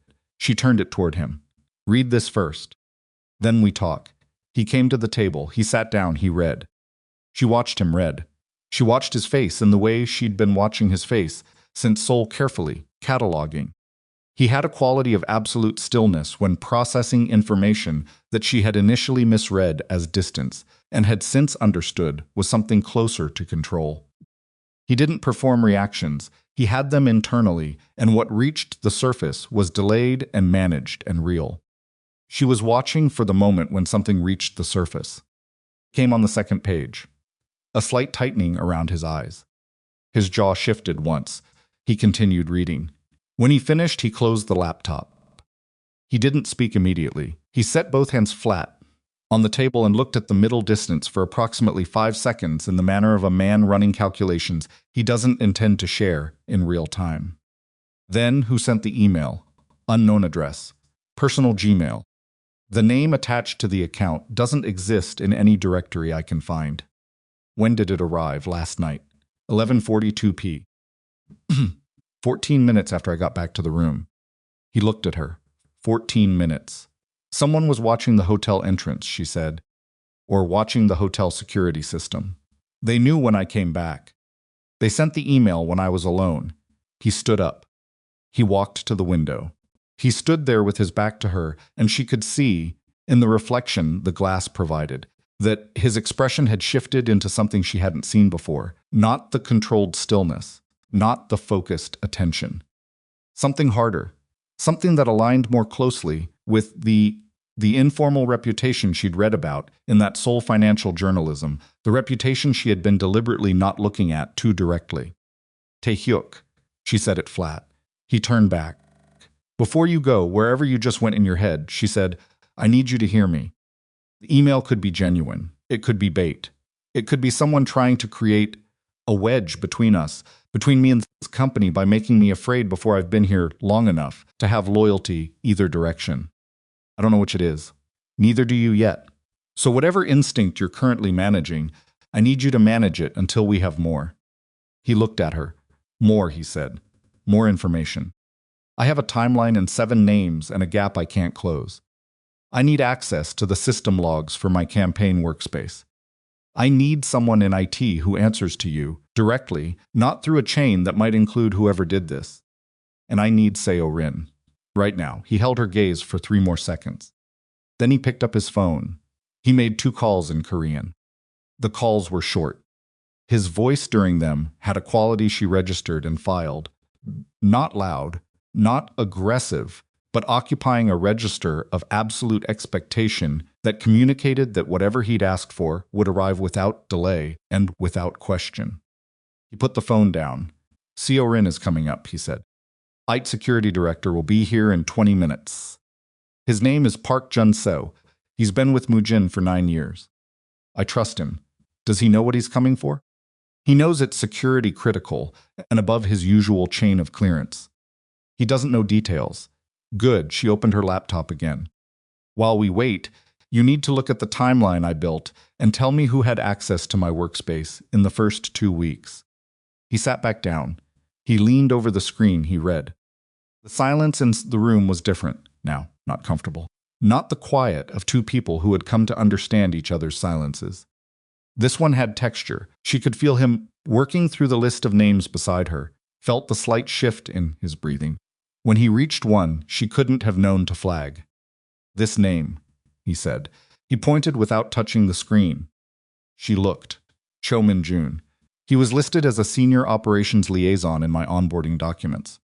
I met him once in week 2 for a workflow orientation. Cho Min-jun resigned 6 weeks ago, Tae-hyuk said. He cited personal reasons. HR processed it without escalation. Zariah looked at him 6 weeks ago, right inside my gap. Yes. Did anyone run an exit audit on his system access? The pause was less than a second. I'll have to ask Park. That's the answer, she said. That's the answer. Seo-rin arrived 6 minutes later. She came in without knocking, which Zariah had noticed was her consistent approach to every room she entered, not rudeness, but the particular efficiency of a woman who had long ago stopped performing the hesitations that weren't necessary.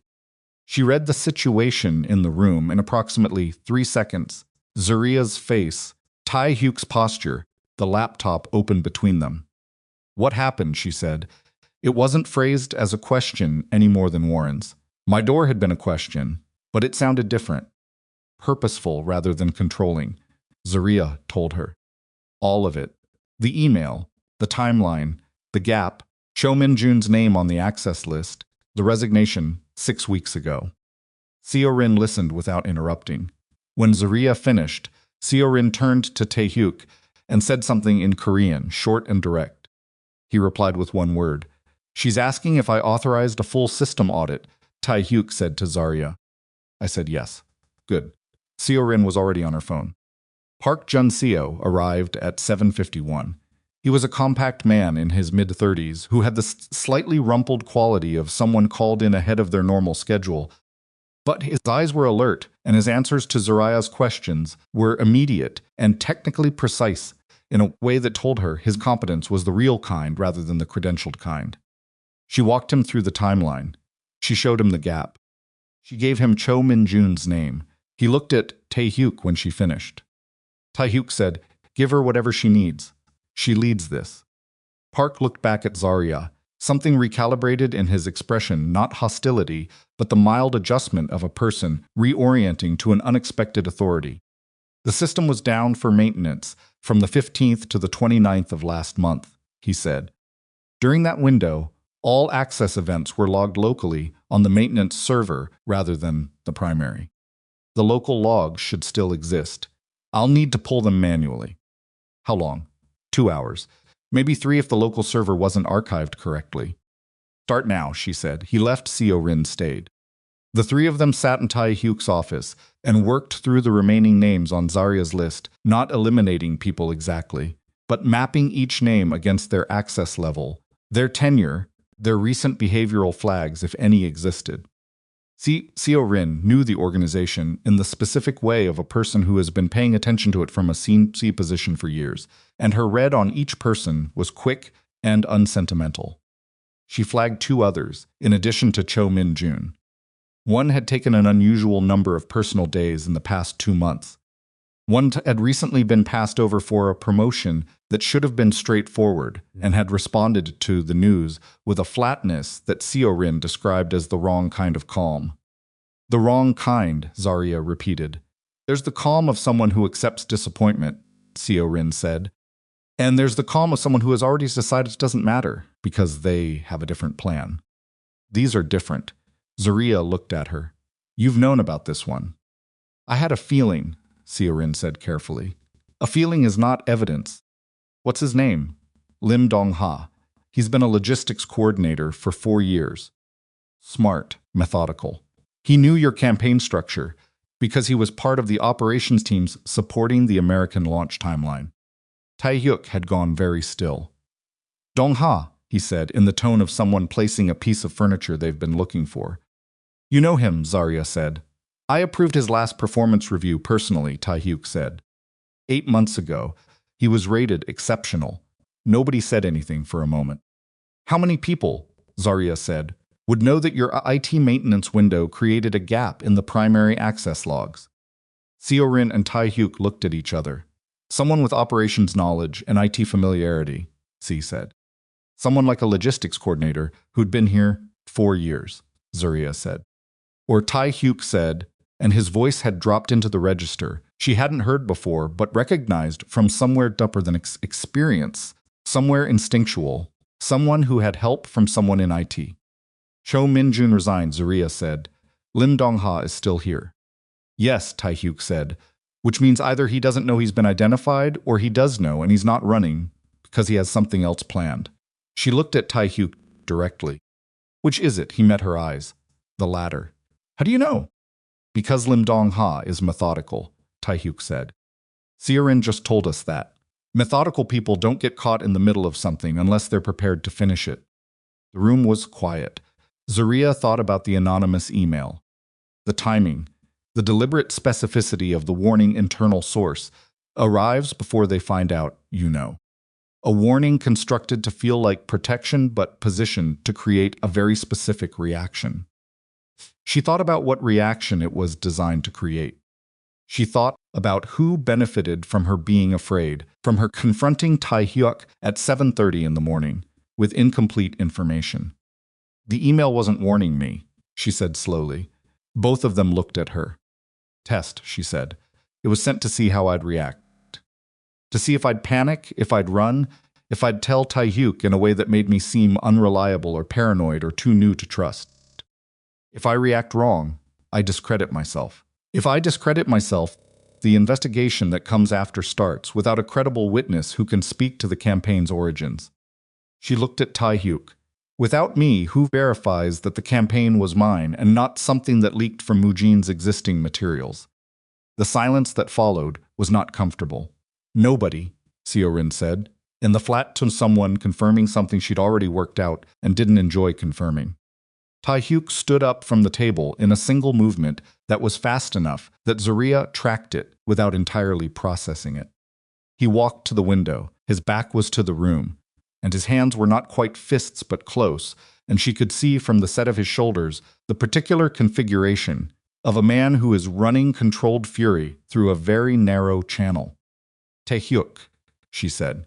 He didn't turn. I know what you want to do, she said. I need you to not do it. You don't. I know exactly, she said. And I'm telling you it's the wrong move. Sitting down. Right now. He turned. He looked at her. Whatever was running behind his eyes was not small and not mild, but he held it, and after 3 seconds he came back to the table and sat. The only thing that cleans this up completely, Zariah said, is evidence. Not consequences. Evidence. If this goes the way you want it to go, Mujin still looks compromised. You still look like someone who solves betrayal with fear. The competitor still has whatever they took. Nothing gets recovered. They took your work, Tae-hyuk said. His voice was very level. Level in the specific way that meant it was costing him something. I know. They used my organization to do it. I know that too. And you're asking me to let that sit untouched while we build documentation. I'm asking you to win, she said, not just react. Win. He looked at her for a long time. Siren across the table was watching both of them with the particular attention of someone who has worked for Kwon Tae-hyuk long enough to understand that what was happening in this room was not a standard briefing. Walk me through it, Tae-hyuk said finally. She did. Park Jun-seo came back at 10:47 with a USB drive, a printed log that was 14 pages, and the expression of a man who has found what he was looking for and wishes he hadn't.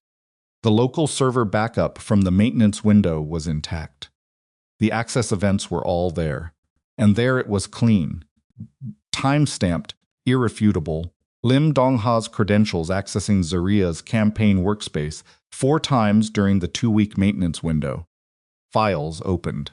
Files downloaded. Files that had been compressed and moved to an external transfer address in a way that was methodical and would have been invisible in the primary log system, exploiting exactly the gap Zariah had identified. Cho Min-jun's credentials appeared too. Twice. In IT's own system, not in the campaign workspace, he'd been the one managing the maintenance window on the technical side, leaving the door open for Dong-ha to walk through. Park laid the documents on the table. Nobody spoke for a moment. Then Zariah took out her phone and photographed every page. "What's the external transfer address?" she said. Park pointed to it on the log. She photographed it separately. "Can you trace where it went?" she said. "Already running," Park said. "It'll take a few hours.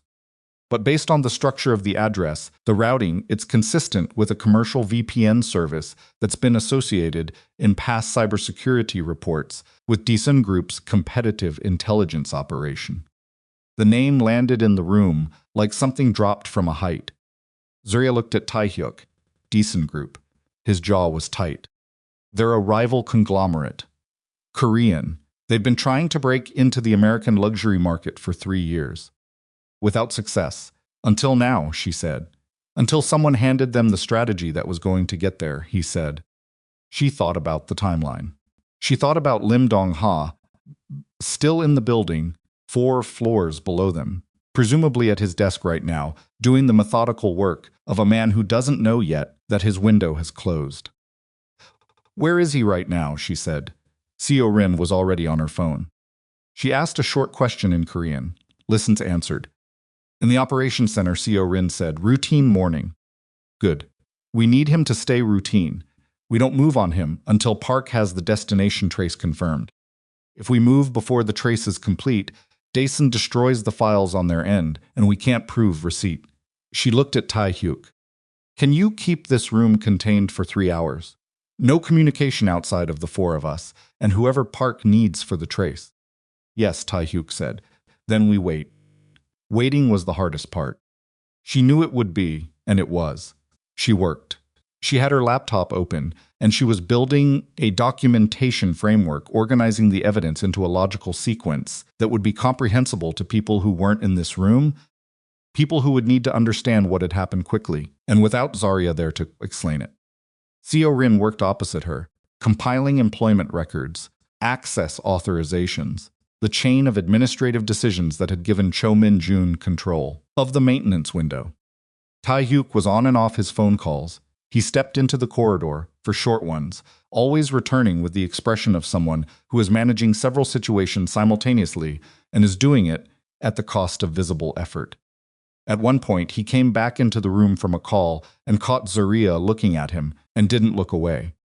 "The bank's called," he said in a tone that was flatter than anything she'd heard from him.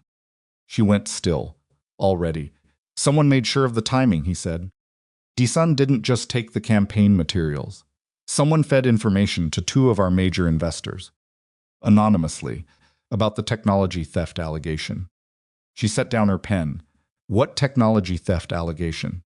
He sat down, he told her. It was worse than the campaign leak. Someone, Lim Dong-ha, or someone working above Lim Dong-ha, in whatever network this had turned out to be, had fabricated documentation alleging that Mujin Holdings had stolen proprietary logistics technology from a Daesun subsidiary 18 months ago. The documentation was detailed and it was targeted directly at Mujin's legitimate division. It had been delivered to 2 major institutional investors and to 3 financial journalists simultaneously, timed to land on the same morning that the campaign leak became public, which would be today, Zariah realized. Today was when Daesun intended to go public with what they had. The campaign would appear in their marketing materials. The technology theft allegation would appear in the financial press. Both would hit at the same time, creating a picture of Mujin as a company that operated through theft rather than innovation. And in the middle of all of that, Tae-hyuk's informal reputation, the one she'd read about in the Seoul financial journalism, the one nobody could prove, but everyone referenced, would do the rest of the work. She sat with all of that for approximately 10 seconds. Then she said, "Give me the fabricated documentation." Tae-hyuk looked at her. "Whatever they sent to the investors," she said. "I need to see it." He sent it to her phone from his. She opened it. She read it. She read it twice. Then she opened her laptop and began pulling records Mujin's public filings on the logistics technology in question, dated and timestamped going back 22 months. She pulled industry databases. She pulled patent records. She pulled the original development documentation that Siren was able to access through the company's internal archives with 2 phone calls. The fabrication was good. It was genuinely good. Whoever had built it understood how to construct something that felt like evidence. The language was calibrated. The formatting was professional. The document trail it purported to represent was internally consistent. But it was built on a timeline that was off by 5 months. 5 months during which Mujin's legitimate technology team had been developing the proprietary logistics system in documented, time-stamped, independently verifiable stages that preceded the Daesun subsidiary's own filing on similar technology by nearly half a year. The sound like green wood splitting. The fabrication had been constructed backward from the conclusion it needed to reach by someone who either hadn't checked the development timeline carefully enough or had assumed that the investors and journalists receiving it wouldn't either. "They made a mistake," she said. "Tell me," Seo-rin said. She walked them through it. Tae-hyuk was on his feet again by the time she finished, but this time it was different energy. Not the fury she'd managed an hour ago, but something more focused. Something that had found its channel. "Park," Tae-hyuk said into his phone, and the conversation that followed was in Korean, fast and dense, and Zariah caught nothing of the content, but caught everything of the tone, precise, urgent, directed. He hung up. "Park has the destination trace," he said. "The campaign files are on a Daesun server in their Seoul R&D division. He has the receipt timestamp. He has the IP address of the machine that pulled them. The pieces were all on the table now. The access logs, the download trail, the destination, the fabricated documentation with its 5-month error, the Daesun connection. We have enough to take to investigators, Zariah said. Tae-hyuk looked at her. We have enough. Then we do it right, she said. Not your way, a pause. My way would be faster, he said. Your way would prove everything they're trying to say about you, she said. And it wouldn't get my campaign off their server. The room was quiet. Seo-rin was looking at Tae-hyuk with the watchful attention of someone who has been waiting for a specific decision for a long time. Your way, he said to Zariah. My way, she confirmed. He nodded once, short-decided, then his phone rang. He looked at the screen. Something changed in his face that she hadn't seen before, a shift that was less controlled than anything she'd observed. Something that came through before he had time to manage it. He looked at Zariah. It's one of the investors, he said. They're calling to tell me they're freezing negotiations pending the allegation review. The first domino, she held his gaze. Answer it, she said. Tell them you have documentation. Tell them you'll deliver a full response within 24 hours. Don't tell them more than that. 24 hours, he repeated. We can build this package in 24 hours, she said. Park has the trace. I have the timeline. Seo-rin has the employment records. The development documentation is accessible. The fabrication has a verifiable error. 24 hours.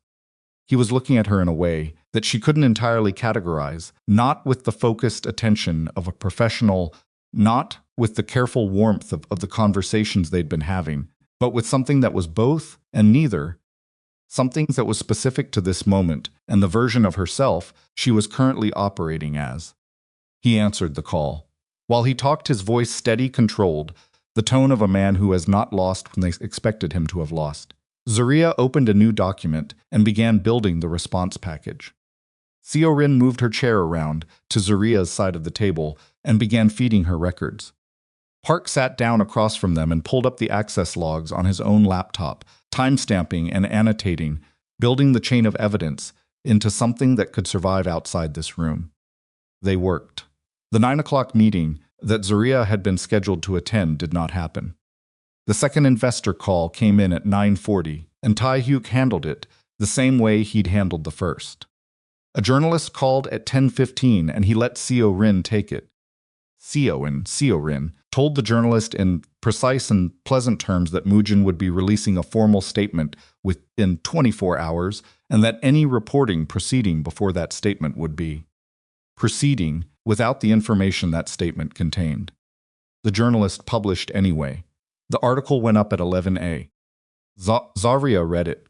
It was not as bad as it could have been. The journalist was careful, had attributed the allegation as unverified, had included Seo-rin's no comment. But it was public now.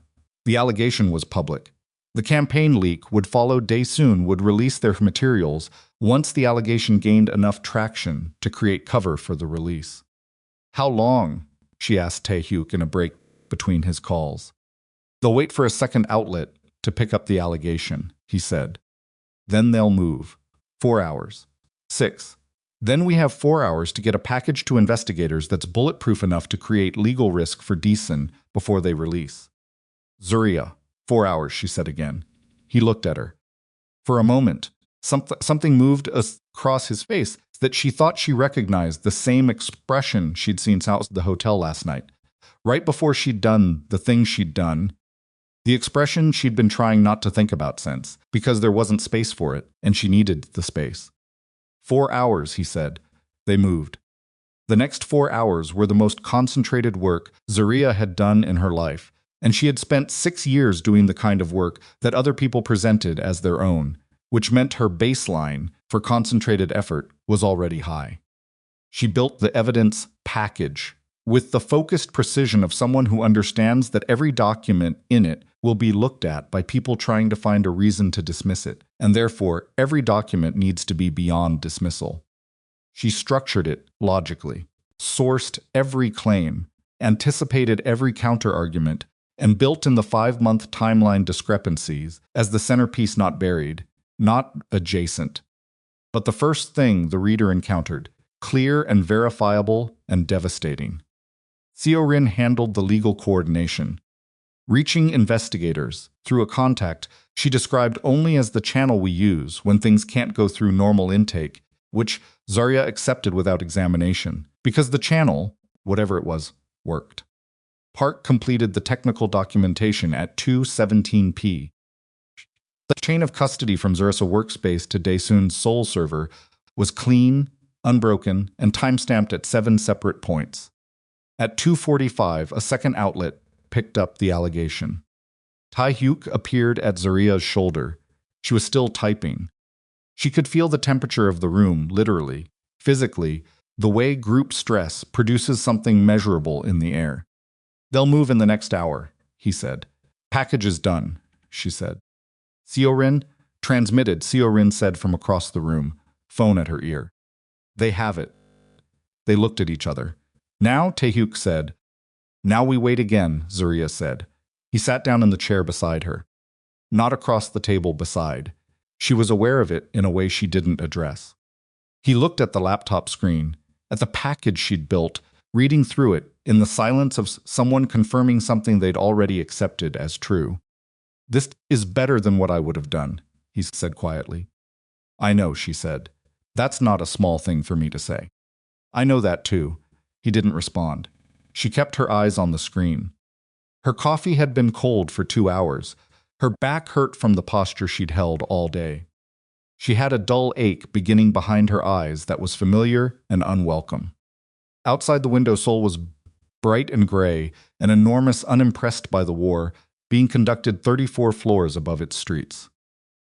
She thought, in the small part of her brain that wasn't occupied with the immediate problem, that the city had a quality she hadn't expected, not the frantic energy of Atlanta, not its particular southern loudness, but something more self-contained, more confident in its own density. She thought she would like to see it when she wasn't in crisis. Then Siren's phone rang. Siren answered, listened.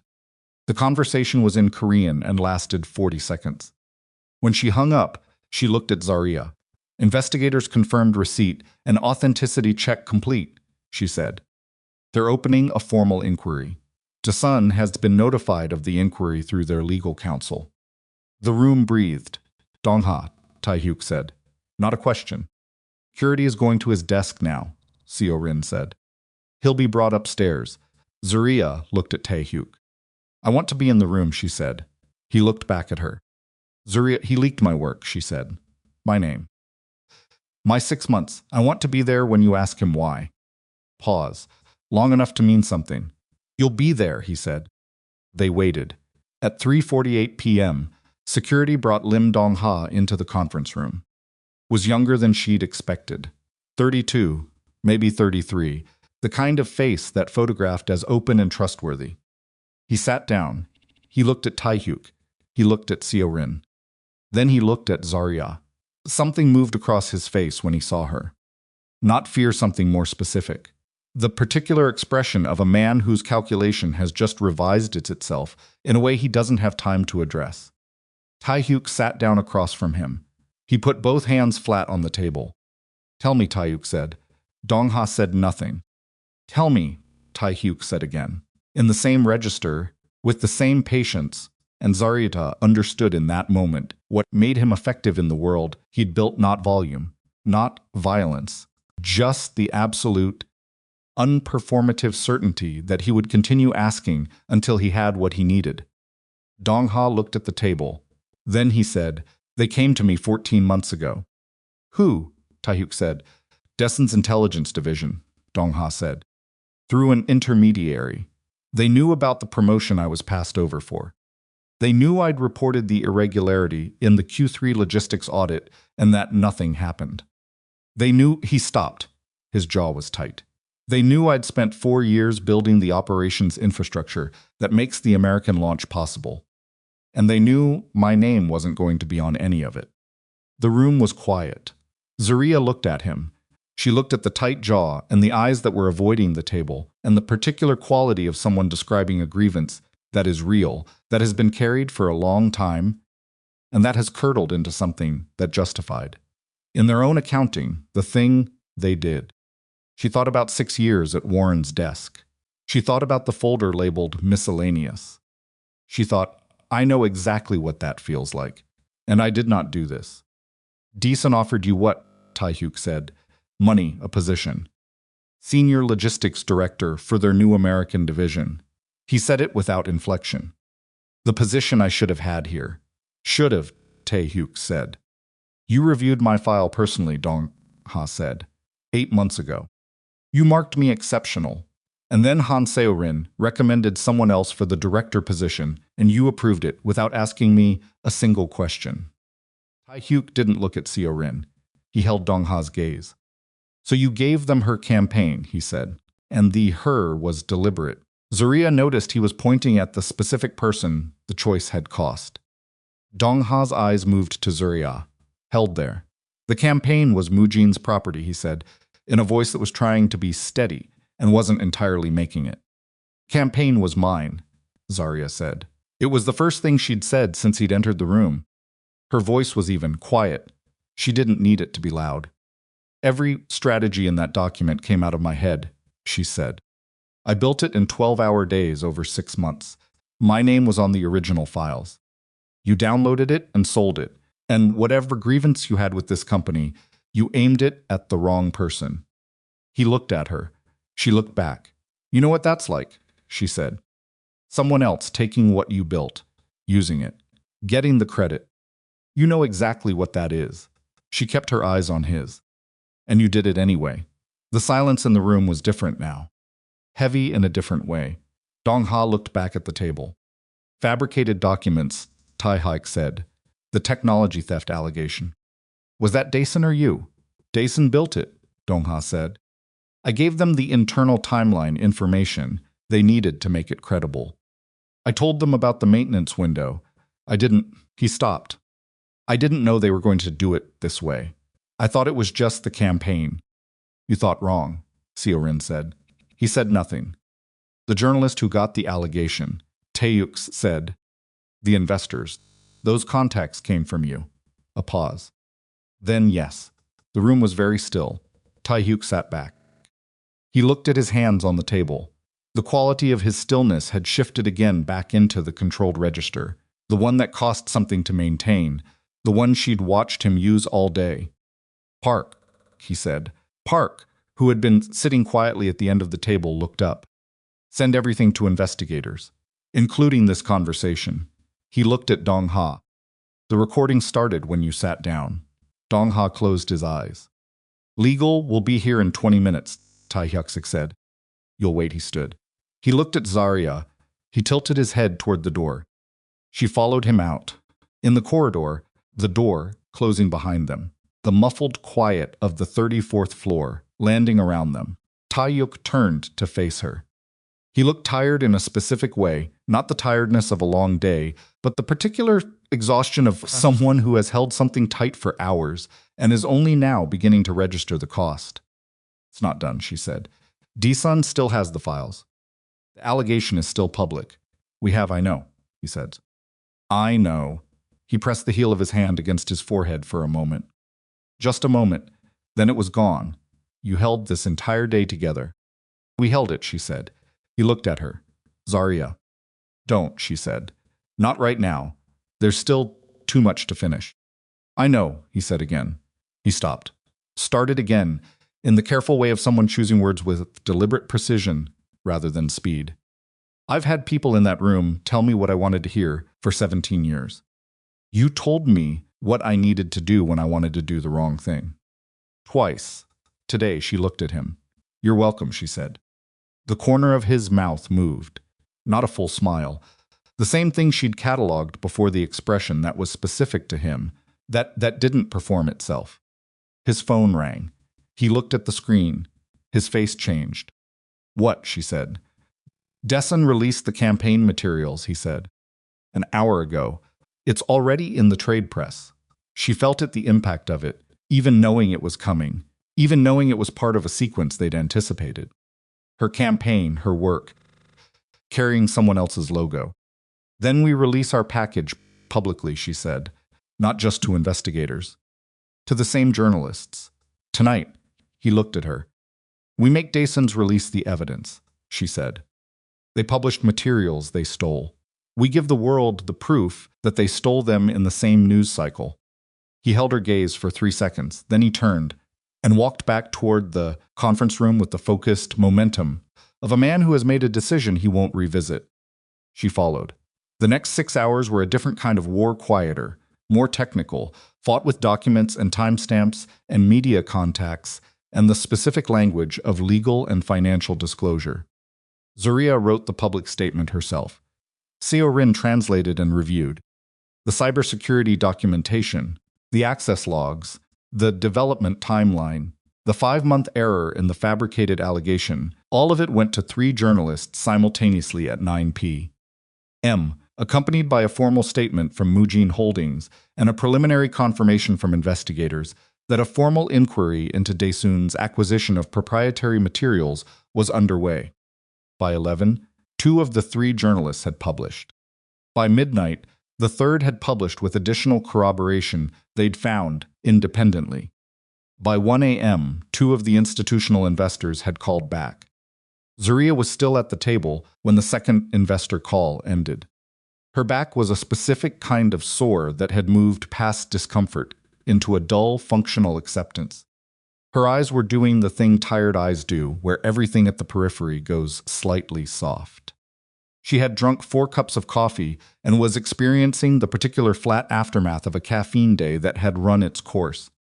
Taehyuk ended the call. He sat down. They were alone in the conference room. Now Seorin had left an hour ago. Park had left 2 hours ago. The legal team had cycled through and departed. Just the two of them and the table covered in documents and the sole night outside the window. He looked at her across the table. She looked back. "It's not fully over," she said. "No," he said. "Tomorrow will be loud. There'll be more investor calls. The journalists will want follow-up. Deason's legal team will push back." He paused. "But the narrative is ours now. We have the evidence. They don't have cover anymore." She nodded. "Your campaign," he said. "Once the inquiry confirms receipt, Dason will be ordered to cease use of the materials. I know. I'll make sure your name is on the public record as the originating strategist." On everything, she looked at him. "I know you will." He held her gaze. "I'm sorry," he said, and the way he said it was different from any of the other things he'd said all day, not calibrated, not controlled. Just the words, direct and unpadded. "Not only for today. For the decision I made at the beginning. The wrong number. For not telling you immediately." She was quiet for a moment. "Why didn't you?" she said. "The real reason. Not the answer you gave me outside the hotel." He looked at the table, then back at her. "'Cause I had spent 17 years in rooms where everyone knew who I was before I spoke," he said. "Where every word I said was already being filtered through what people knew or feared or needed from me. You talked to me like I was just a person." He paused. "I wasn't ready to lose that." She sat with that. "That's a better answer than the one you gave me last night," she said. "I know. Last night I was managing the situation. Right now I'm too tired to manage anything." She looked at him across the table, the open collar, the tiredness that was real and unperformed, the man underneath the infrastructure of the thing he'd spent 17 years building. She thought about Dong Ha in the conference room, about grievance and patience and what happens when the thing you built disappears under someone else's name. She thought about how close she had come to doing something equivalent, not the betrayal. She would never have done the betrayal, but the waiting. Corrosive, patient, self-diminishing waiting. "Taehyuk," she said. He looked at her. "I need to ask you something." "Ask." "What happens to my position," she said, "if we're whatever we're going to be?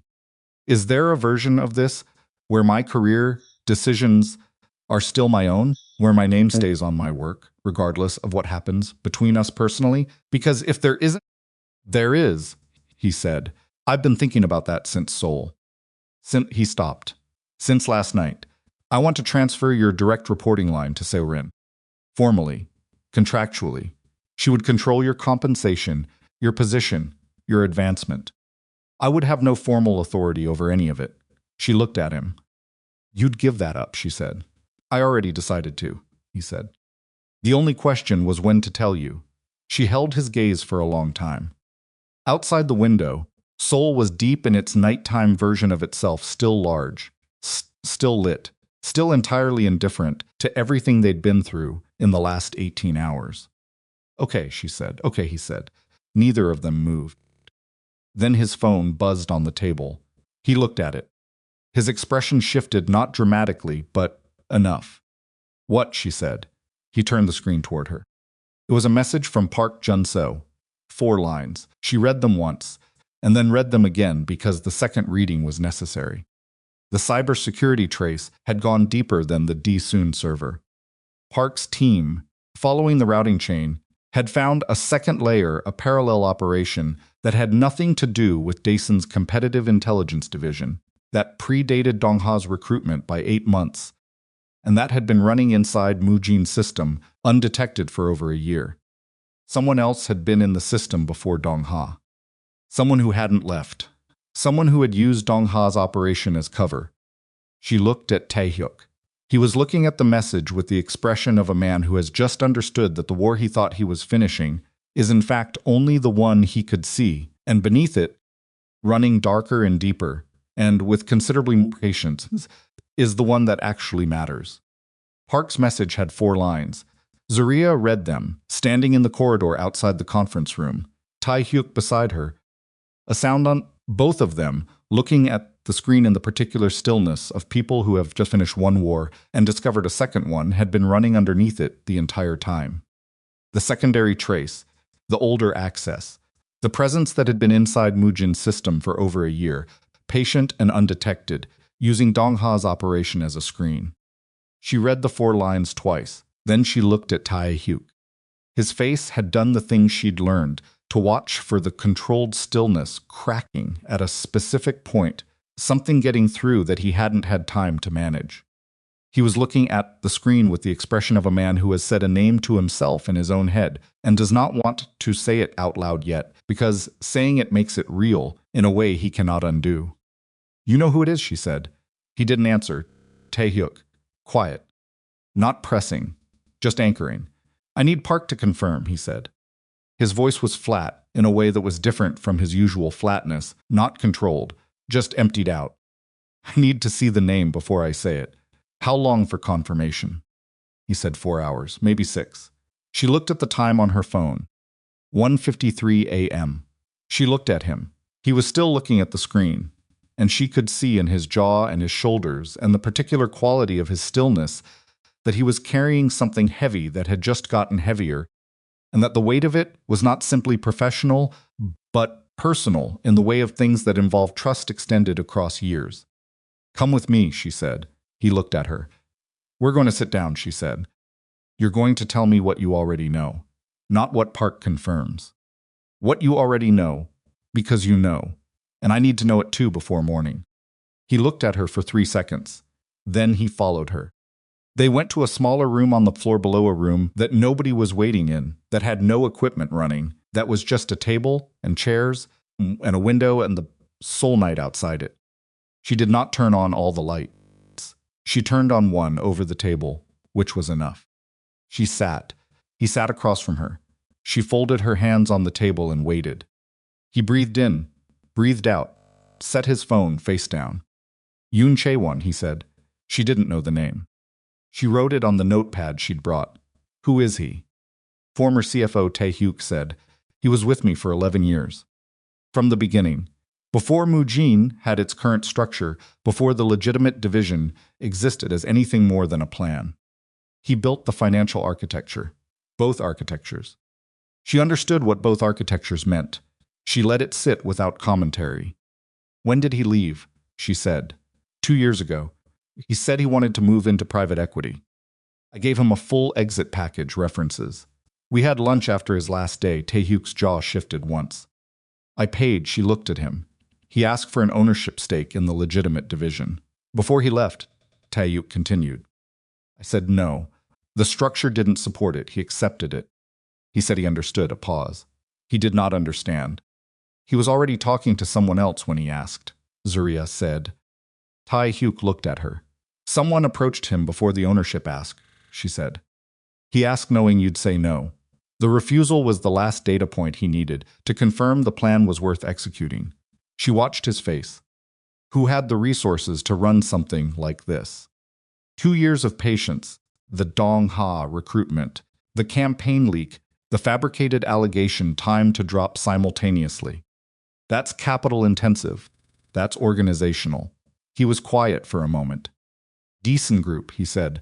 She nodded slowly. "Chae-won didn't leave Mujin for private equity. He left for Daesun, and he's been building something inside your system ever since." "If that's true," Tae-hyuk said, and his voice had dropped into the quiet register that she had learned to pay closest attention to, then the financial records he has access to go back 11 years. Everything before the restructuring, transaction logs, routing records, things that were not conducted inside legal frameworks. The room was very still.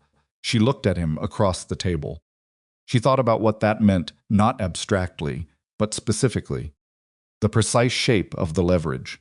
A man who had built both architectures, who knew exactly which records existed and where they were kept, who had been inside the system for over a year with access nobody had detected.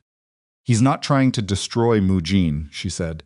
"He's trying to make you desperate enough to need him back." Tae-hyuk looked at her.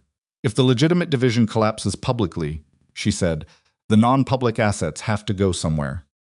He knows where they are. He knows how they're structured. He positions himself as the only person who can manage the transition without everything unraveling. She held his gaze. He wants to come back, on his terms, with the ownership stake you refused. The silence that followed was long enough to have weight. He's been patient, Tae-hyuk said. 11 years of building trust, and 2 years of building the alternative, she said. That's not patience. That's a plan. He stood. He went to the window. He stood there with his back to the room, and she watched his reflection in the glass, the tension in his shoulders, the way his hands were not quite fists but close. The particular configuration of a man running calculations that are all producing the same answer and who doesn't like the answer. Tae-hyuk, she said. He didn't turn. I know what you want to do, she said. You don't. I know exactly, she said, and I'm telling you right now that it ends you. Everything we spent today building the evidence package, the investigators, the public narrative, all of it disappears the second you do the thing you want to do. He wins by making you react. That's always been the plan. She paused. Sit down. He turned from the window. He looked at her across the room. The expression on his face was not anger at her. She'd learned to read the difference. It was the specific expression of a man who knows the person speaking to him is correct and finds correctness genuinely inconvenient. He sat. She pulled the notepad toward her. We trap him, she said. You call him tomorrow morning. You tell him about the crisis. You don't tell him we know about the secondary access. You give him the opening he's been waiting for. He comes in. He lays out his terms. He describes what he has and what he wants in exchange for not using it. She looked up. And we record every word of it. He looked at her. Extortion, he said. Recorded extortion. Delivered to investigators alongside Park's technical documentation. The financial records become inadmissible as leverage because the attempt to use them as leverage is itself a criminal act. She set down the pen. He doesn't get to use them, and you don't have to touch him. He was quiet. It works, she said.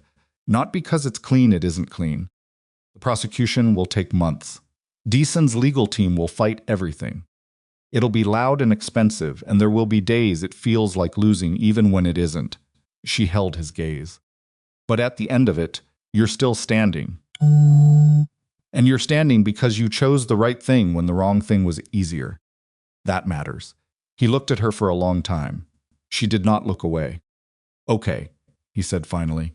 The word came out rough at the edges, like something that had cost him to produce. We do it your way. Get Park on the phone, she said. Tell him to hold the secondary trace isolated. No flags on Chaewon's access. We don't move anything until the meeting is set. He picked up his phone. She did not sleep that night, not in any real sense. She went back to the hotel because Tae-hyuk made her go, stood in the corridor and said, with the particular authority of someone who has decided something, and will not be moved, that she needed 4 hours minimum and that the car was waiting, and she went and she lay on top of the covers in her hotel room and moved in and out of something that was adjacent to sleep without being it, her mind running the meeting structure, the evidence chain, the points of potential failure. She was back in the Mujin Tower at 7:15. Park was already there. He looked the way she felt the specific appearance of someone who has been awake too long and is running on competence rather than comfort. He had the secondary trace documentation printed and organized in the careful, annotated manner of someone who understood that his work would need to survive scrutiny from people who hadn't been in the room. She read through it. She asked 3 questions. His answers were immediate and technically unassailable. Seo-rin arrived at 7:45. She read the documentation without sitting down, standing at the table with it in both hands, and when she finished, she looked at Zariah with the look that Zariah had come to understand was Seo-rin's version of complete gravity, no performance around it, just the direct acknowledgement of a serious thing. Chaewon, Seo-rin said. Yes, Zariah said. Seo-rin set the documents down. She looked at the table for a moment. She said something quiet in Korean that Zariah didn't catch, and the tone of it suggested it was something she was saying to herself rather than anyone in the room. He had lunch with Tae-hyuk after his last day, Seo-rin said. I arranged it. You didn't know, Zariah said. No. Seo-rin's voice was even. But I arranged it. That doesn't belong to you. Zariah said. What belongs to you is what we do in the next 8 hours. Seo-rin looked at her. Then she picked up her phone. Tae-hyuk came in at 8. He had changed his shirt, which meant he'd gone home at some point in the small hours not to sleep, Zariah suspected. But because he was the kind of person who understood that presentation communicated something and that today required a specific communication. He looked at her when he came in the way he had been looking at her since the corridor last night, with the focused, undefended attention of a man who has stopped managing how he looks at someone. Park, he said. Ready, Park said. Investigators? I contacted the liaison at 6, Zariah said. He's confirmed. They'll have a team standing by in the building. The 32nd floor conference room is being set up now. He nodded. He sat. He looked at the phone in his hand. 11 years, he said. Not to anyone in particular. Nobody responded. There was nothing useful to say about 11 years. It just sat there, the way true things sit when there's no version of them that makes the weight lighter. He called Chae-won at 8:30. She listened through Park's feed in the adjacent room, and the translator was already in position, and she had her pen on the notepad, and she wrote down every word. The call was short. Tae-hyuk was precise and controlled, and convincingly worn. The exhaustion was real. The weight in his voice was real. And she thought again that it was the best performance she had ever watched him give, precisely because it required no performance at all. He described the crisis. He said there were things he needed to discuss through channels he could trust. He said he needed to meet. Chae-won said yes immediately. Of course. 2 o'clock he would clear everything. The warmth in his voice was complete and immediate and thorough. She set down her pen, she thought. 11 years of that warmth. Real enough that Tae-hyuk paid for the lunch and meant it. She picked the pen back up. The hours between the call and the meeting were occupied with the kind of work that has no dramatic quality but requires absolute precision, the evidence chain formatted for the investigator's intake requirements. The technical documentation, cross-referenced against the access logs, the Daesun connection mapped in a way that a prosecutor could walk a jury through without needing Park in the room to explain it. At noon, Seo-rin put a document in front of Zariah. Chae-won's private equity fund, she said. I had it looked at. Zariah read it. It took her 6 minutes to read and 2 more to process. The fund's public portfolio was thin minor investments, an underperforming logistics company, a hospitality property that hadn't appreciated. None of it justified the fund's capitalization. None of it explained the operating capital. What the deeper look found, through a chain of corporate structures arranged with professional care but not professional perfection, was that Daesun Group had been a silent financial partner since the fund's inception. Since the month after Chae-won left Mujin.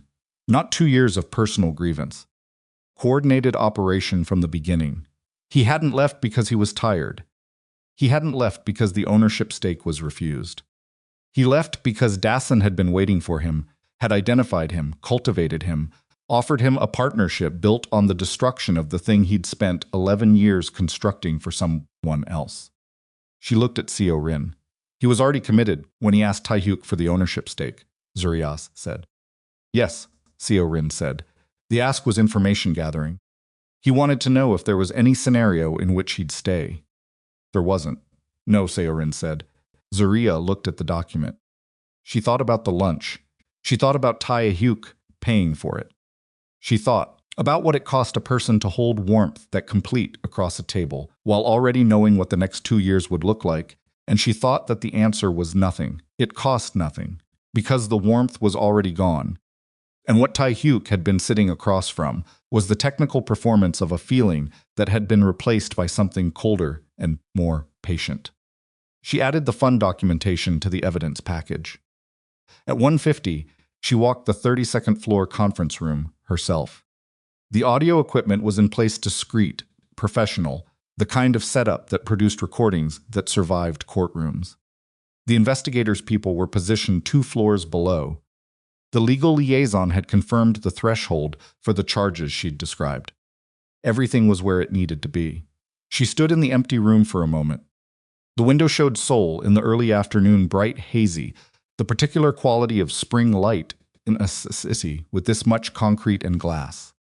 Mm, She looked at it and thought about the lobby in Atlanta and the plant under her arm and the way a wrong number had started a chain of events that had brought her to this specific room on this specific afternoon.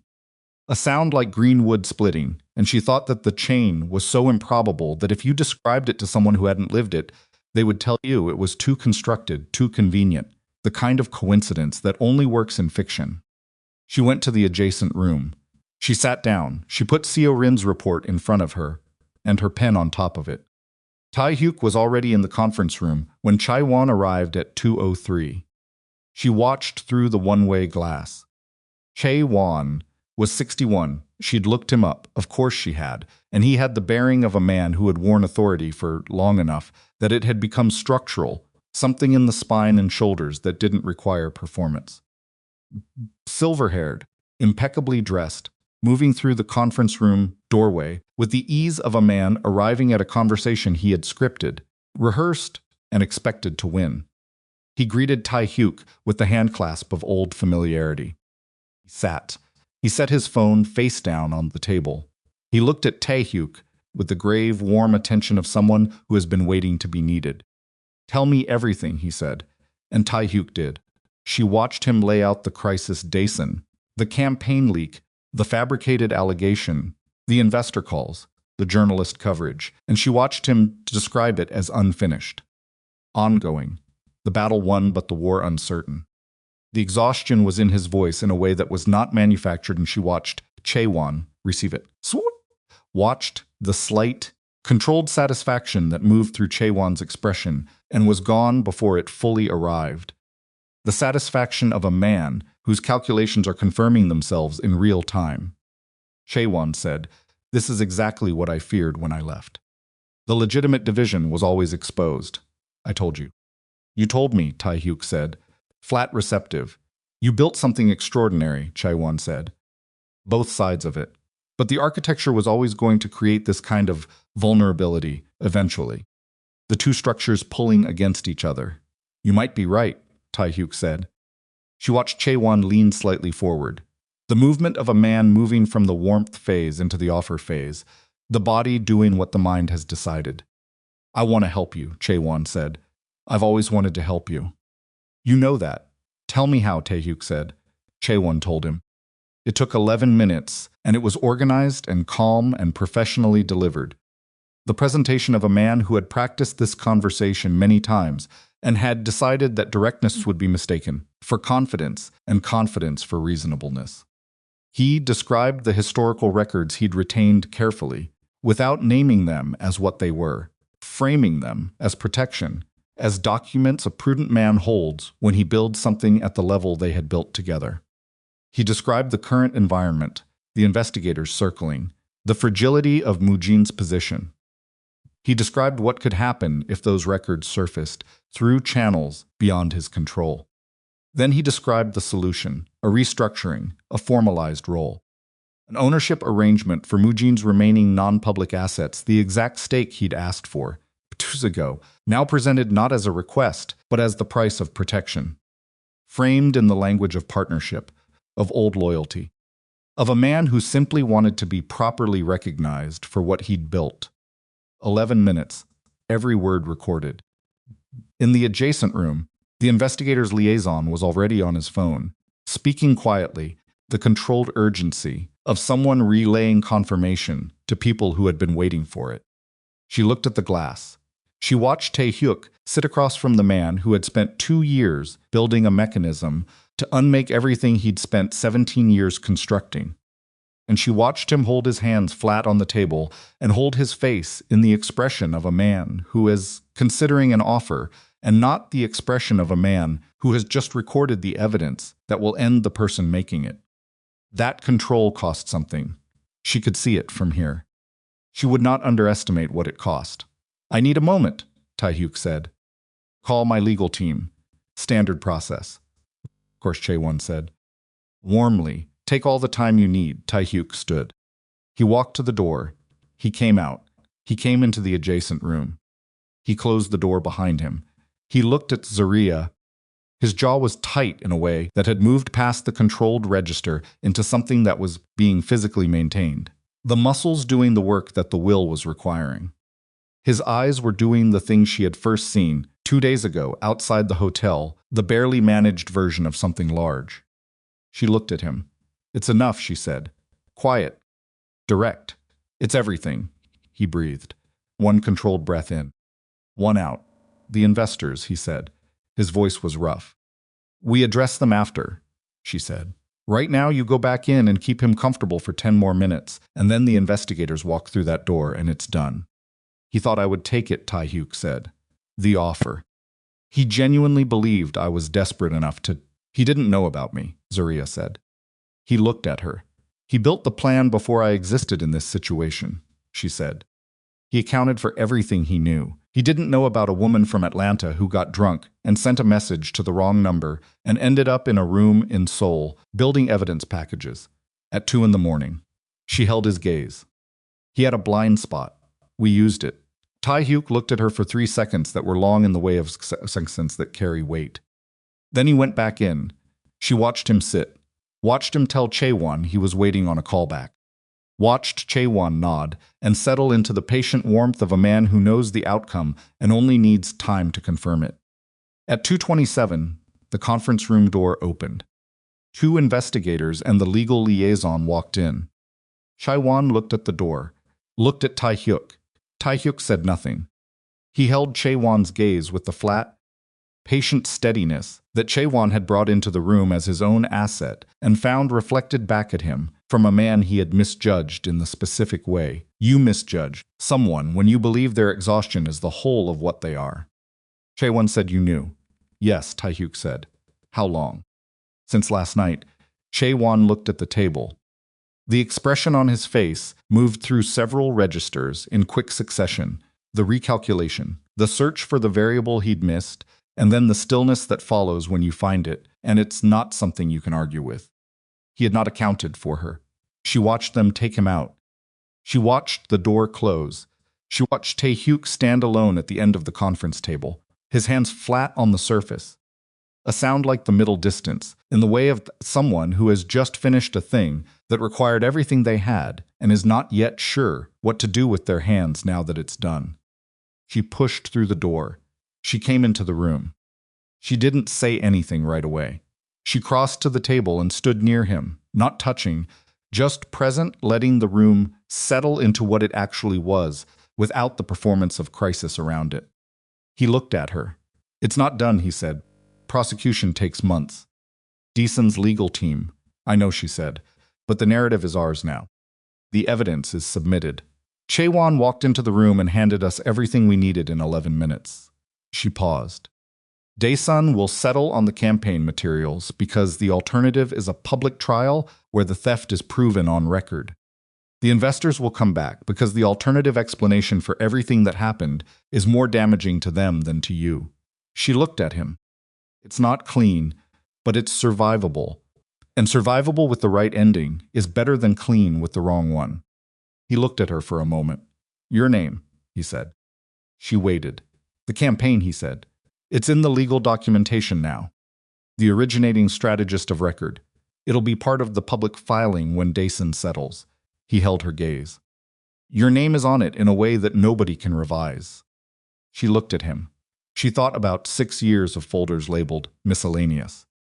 She thought about the Hartwell campaign and the folder on Warren's desk with her words and his name on the cover and the way his face had looked when he slid it across to her, the absolute comfort of a man who had never once been required to account for what he took. She thought about the fact that the accounting had happened anyway, not the way she'd planned, not through the channels she'd imagined. Through a wrong number and a stranger who answered it and a year that had cost her more than she'd expected and given her more than she'd known to want. "Okay," she said. She said it the way she'd been saying okay to things she meant, without decoration. A sound like green wood splitting, without the performed enthusiasm that had characterized her early months at Warren's office, when she'd still been trying to make herself acceptable to someone who was never going to find her acceptable enough. Just the word, carrying its full weight, meaning exactly itself. He almost smiled. The specific, almost smile she had been cataloging since the first video call, slightly crooked, specific to him, the one the photographs never caught. I'm sorry, he said, for what I said in the corridor. About the financial records. She looked at him. Not for what they are, he said. I'm not going to apologize for what I was at 22 by apologizing to you, but for putting you in a position where you had to make decisions with incomplete information about what was at stake. That was wrong. It was, she said. It won't happen again. No, she said. It won't. They stood in the room for a moment. The particular quiet of something genuinely finished, not peaceful exactly, not celebratory. Just honest. The specific weight of a situation that had cost real things from real people settling into its final shape. Then her phone buzzed. She looked at it. A message from the investigator's liaison, Chaewon's fund documentation, had been formally submitted as supporting evidence. Dyson's legal team had already contacted the investigating body. The contact was exploratory, which was the legal equivalent of a white flag at the very first stage. She showed Tae-hyuk the message. He read it. He set the phone back on the table. How long, he said. For Daesun to settle, weeks maybe. For the criminal prosecution to resolve, months, maybe longer. She looked at him. It will be loud in between. The financial press will run the Chaewon arrest story. There will be reporting that references the older history. Days when it feels like it's all coming apart, even when it isn't. I know, he said. And there will be a point, she said, where someone asks me on the record who I am in relation to you. Not in my professional capacity, personally, and I need to know what we're telling people. He looked at her. The truth, he said, whatever that is when we get there. We're not there yet, she said. No, he agreed. But we're getting there. She picked up Seo-rin's report from the table. She picked up her notepad. She looked at the window Seoul in the mid-afternoon, indifferent and enormous and bright. The transfer to Seo-rin, she said. Your direct authority over my position. I want that documented before the end of the week. It'll be done tomorrow, he said. I want to be in the room when it's written. You'll be there, he said. You'll write it if you want. She looked at him. I might, she said. She walked to the door. Zariah, he said. She stopped. The day you asked for, he said. The one that's not in this building. When the immediate work is settled. Saturday, she said, without turning around. After the investor calls are handled and the public statement is released. Saturday, he said. She walked out. The following weeks moved, the way difficult weeks move, not quickly, not cinematically, just one hard day after another, each requiring something specific that couldn't be delegated and couldn't be rushed. The Chaewon arrest made the financial press on the third day, and the reporting was loud, and several pieces referenced historical allegations against Moojin that Zariah read with the focused attention of someone monitoring for the specific detail that would require a response and setting aside the ones that wouldn't. She wrote 3 public statements in 6 days. Tae-hyuk approved all 3 without changing a word, which she noticed and did not mention. The investors came back. Not all at once, gradually, the way trust rebuilds when it rebuilds through evidence, rather than reassurance. The first call came from the investor, who had been the most measured during the crisis, who described himself as someone who paid attention to how organizations behaved under pressure and had found the past 2 weeks instructive. He used that word, instructive. She took it as what it was. Dyson's legal team made contact with Moojin's lawyers at the end of the second week. The contact was, as the investigator's liaison had predicted, exploratory. The exploration moved toward settlement with the speed of an organization that had looked at the evidence chain and understood that the alternative settlement was a public trial in which the theft of a Black American woman's creative work by a major Korean conglomerate would be documented on the public record and reported internationally.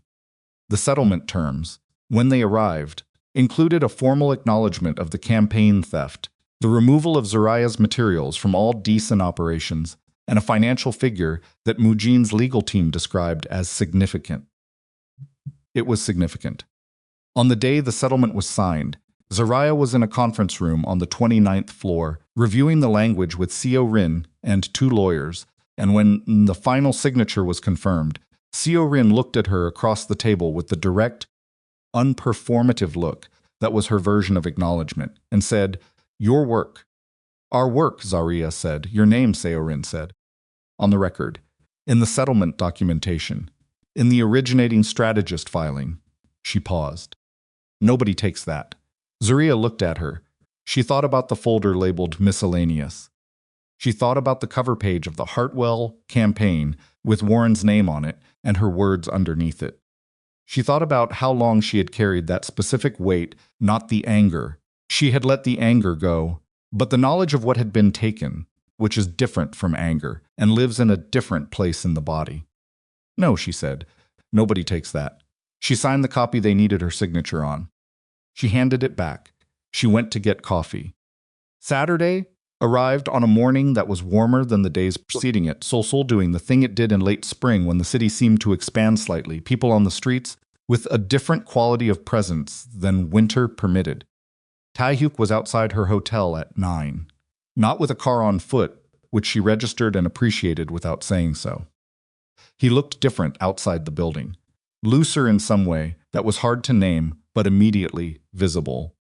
Like something that had been held under a specific pressure for a long time, was, for one day, being allowed to simply exist without that pressure. She had dressed for a day of walking. She had her camera, a real one, a habit from before Atlanta that she had let lapse and had decided in the last week to pick back up, because the decision to pick it back up felt like something she was doing for herself rather than for any situation she was managing. He looked at the camera. You didn't mention that, he said. You didn't ask, she said. The almost smile. Fair. They walked. The city at street level was a different country from the one she'd been watching through tower windows for weeks. Narrower streets, the sound of it different, more textured, more human in scale. He knew it the way people know, the place where they grew up, not through tourism, but through the random, unrepeatable specificity of personal history. He pointed out a corner without explaining why, and she didn't ask, understanding that some things in the geography of a life are meaningful in ways that require no translation. She photographed things, not the landmark things, the incidental things. The shadow of a building threw across a street at 10 in the morning. The particular worn quality of a step that had been stepped on by the same feet for 20 years. He watched her work without commenting, which she appreciated, because people who comment while you're working are people who misunderstand what working looks like. They stopped for food at a place with 4 tables and no menu visible from outside, and a woman at the counter who greeted Taehyuk with the matter-of-fact recognition of someone who has been seeing. Same person for years without finding it remarkable. The food arrived without them ordering. It was the best thing she'd eaten since Seoul.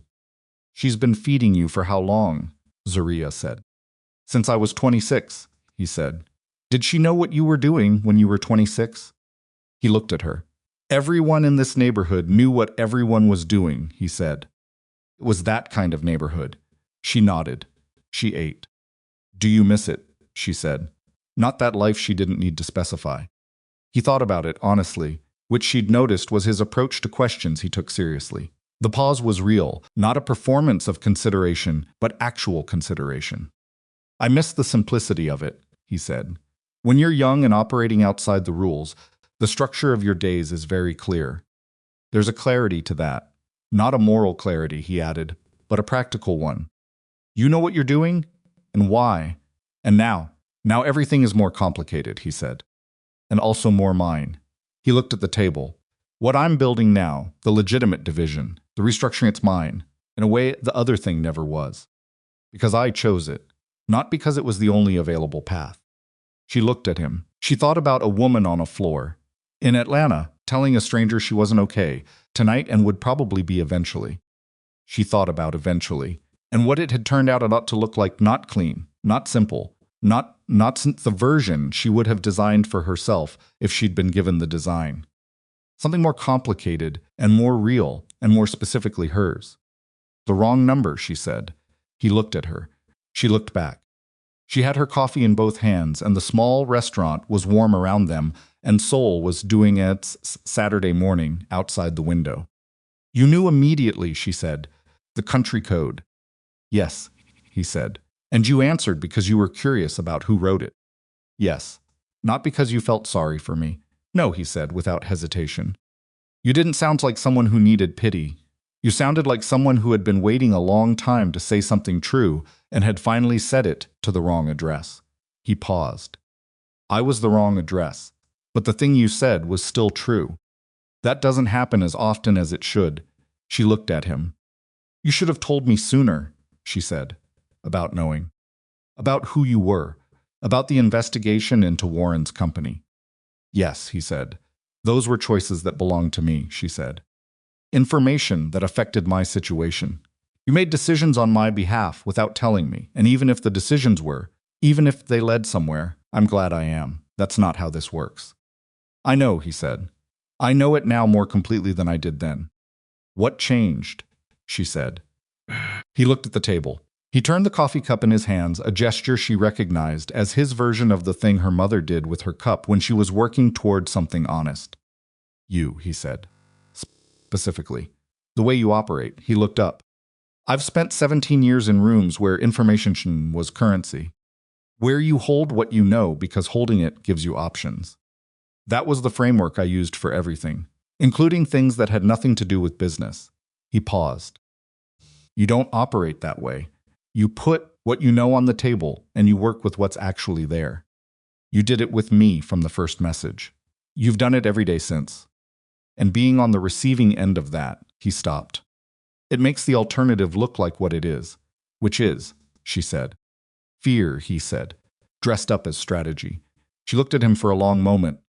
Sick scene. She thought about the probation memo and the folder labeled miscellaneous, and the 6 years of gathering evidence she'd never figured out how to use, because using it would have required her to believe that she had the right to use it, that her account of what had happened was worth presenting in a room where someone else's account was already in place.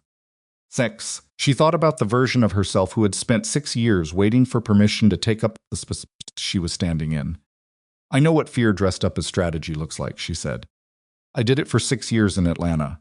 I know, he said. Doesn't work? No, he said. It doesn't. They finished eating. They paid, she paid, because she wanted to, and because the conversation they'd just had made the gesture feel like something rather than nothing. He did not argue about it, which she noted as evidence of growth. They walked for the rest of the morning. She photographed the city. He walked beside her and did not talk when she was working, and talked when she wasn't, and the talking moved the way it always moved between them, from the immediate into something larger, from the surface into the thing underneath it. Sound with a naturalness that she had stopped questioning somewhere in the last several months, and had simply started accepting as the way conversations went when you were talking to someone who was actually listening.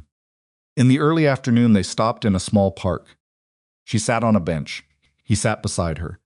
Park was doing what parks do on Saturday afternoons: children, dogs, the ambient sound of a city choosing leisure. She sat in it with her camera in her lap, and her face tipped up slightly toward the light, which was the specific warm quality of soul in late spring, softer than Atlanta's light, different in a way she still hadn't fully named. I'm going to find an apartment, she said. He looked at her. Not the hotel, she said, my own place, in a neighborhood I choose. Okay, he said. Careful. Not offering, not suggesting. Just receiving the information. I'll stay in Seoul, she said. Because I'm choosing to. Not because the job requires it, and not because. She stopped. Not because of anyone else's timeline. I know, he said. I need you to know that, she said. That I'm choosing it. I know, he said again, Zariah. Just her name. Said in the way it had been said since the first video call, not the managed version, the direct one. I know. She looked at the park. She looked at the light. She thought about what it meant to be in a place you arrived at through your own decisions rather than through the accumulated weight of other people's choices about you. She had spent 6 years at Warren's desk, being shaped by his choices, what she was called, what her work was named, what access she had to the things she'd built. She had left that and walked into a situation that had its own complications, its own imperfections, its own cost. But the difference between the two was the one she'd articulated to herself on a hotel room floor. In Seoul, 6 ago, one had been a cage she'd waited too long to name as a cage, and one was a life she was building with full knowledge of what it contained. She looked at Tae-hyuk beside her. He was watching the park, with the particular quality of a man who is, for the first time in a while, not watching for something threatening. Just watching. She had been watching his face for months, and she could read the difference now, the defensive watchfulness, and the open one. And what she was looking at on this Saturday afternoon was the open version, which was rarer and more real, and which she suspected very few people had ever gotten to see. The first message, she said. Yes, he said, knowing what she meant. You have it still. Yes, he said, on your phone. Yes. She held out her hand. He looked at her hand. He looked at her face. Then he reached into his pocket and pulled out his phone and unlocked it and found the thread she watched him scroll all the way up, past months of conversation, to the first message at the top, the one that had arrived on a Thursday night from a woman he'd never heard of who had called someone mediocre 3 times in one paragraph. And he handed her the phone. She read it. She read the whole thing, not just the first message, but the first exchange. Her furious, wine-drunk, misdirected confession and his response. I don't know who Warren is, but for what it's worth, everything you just said sounds like it needed to be said. She read her own words in the voice of the person she had been. That night, the specific exhaustion of someone who has held something too long, and in the holding of it has begun to mistake the holding for the only available posture. She read it and she remembered the floor and the throw pillow and the way the laugh had come out wrong, and then the other thing that was almost the other thing, but didn't quite get there. She read his words. She handed the phone back. You knew from the country code, she said. Yes, he said. And you thought, he said, that I would answer once. That it would be a kind thing to do, and then it would be finished. He looked at her. And then you said, I sent that to the wrong number. Please forget you read it. And I said the part about memorizing it, and you laughed. I heard you laugh through the text, the way you wrote it. And I thought, he stopped. What? She said. I thought I wanted to hear that again, he said. Whatever that was. I wanted more of it. She looked at him. She looked at him for a long time. Long enough that the park did several small things around them. A dog ran past. 2 children argued briefly and resolved it. The light shifted an increment toward afternoon, and she sat with what he'd said and with the full weight of the year that had produced this specific bench in this specific park, in this specific city that she had not planned to be in. She did not say that she understood, because she understood completely, and saying it would have been less than she felt. She said, You're still slightly insane. He almost smiled. Yes, he said. Probably. But you answered, she said. But I answered, he said. She looked at the park. She picked up her camera. She raised it and looked through the viewfinder at a section of the afternoon that she wanted to keep, not the dramatic version, not the landmark version, just the ordinary Saturday light falling on an ordinary piece of soul that she had come to by the most improbable possible route. She took the photograph. She lowered the camera. Tai Hyuk was looking at her with the expression she had no performed version for. In her catalog, the open one, the real one, the one that had no predecessor in the 17 years before her, because it required the specific absence of management that she had, somehow, accidentally, permanently, produced in a man who had spent his entire adult life managing everything. She had not set out to do that. She had set out to send a resignation message to a mediocre man who stole her work. She had hit the wrong contact, and now she was here. In the park, in the light, in the city she was choosing, with a complicated and imperfect and entirely real person beside her who had answered a wrong number at 11 p.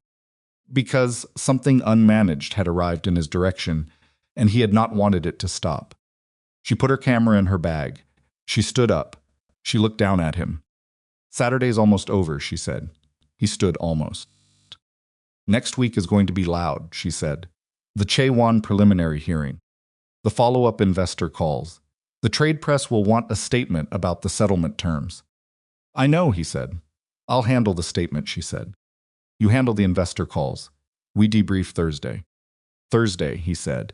And the apartment search starts next week, she said. I'm finding my own neighborhood. I know you are, he said. She looked at him. He looked back. She turned and started walking toward the park entrance. She did not look back to check if he was following. She didn't need to. She had stopped needing to check whether the people she trusted were still there. That, more than the job, or the city, or the settlement, or the resolution of every crisis that had been running simultaneously for 3 consecutive days, was the thing she had been building toward. Without knowing, she was building toward. Toward it, the ability to walk forward without looking back. Not out of indifference, but out of something that felt, for the first time in longer than she could specifically name, like actual trust. She walked out of the park. Seoul received her, enormous and indifferent and fully real, the way cities receive everyone without ceremony, without accommodation, simply as the place that is there. That was there before you, and will be there after. And that offers itself, floor by floor and street by street, to those who decide to be in it. She had decided. That was the whole of it. She had decided.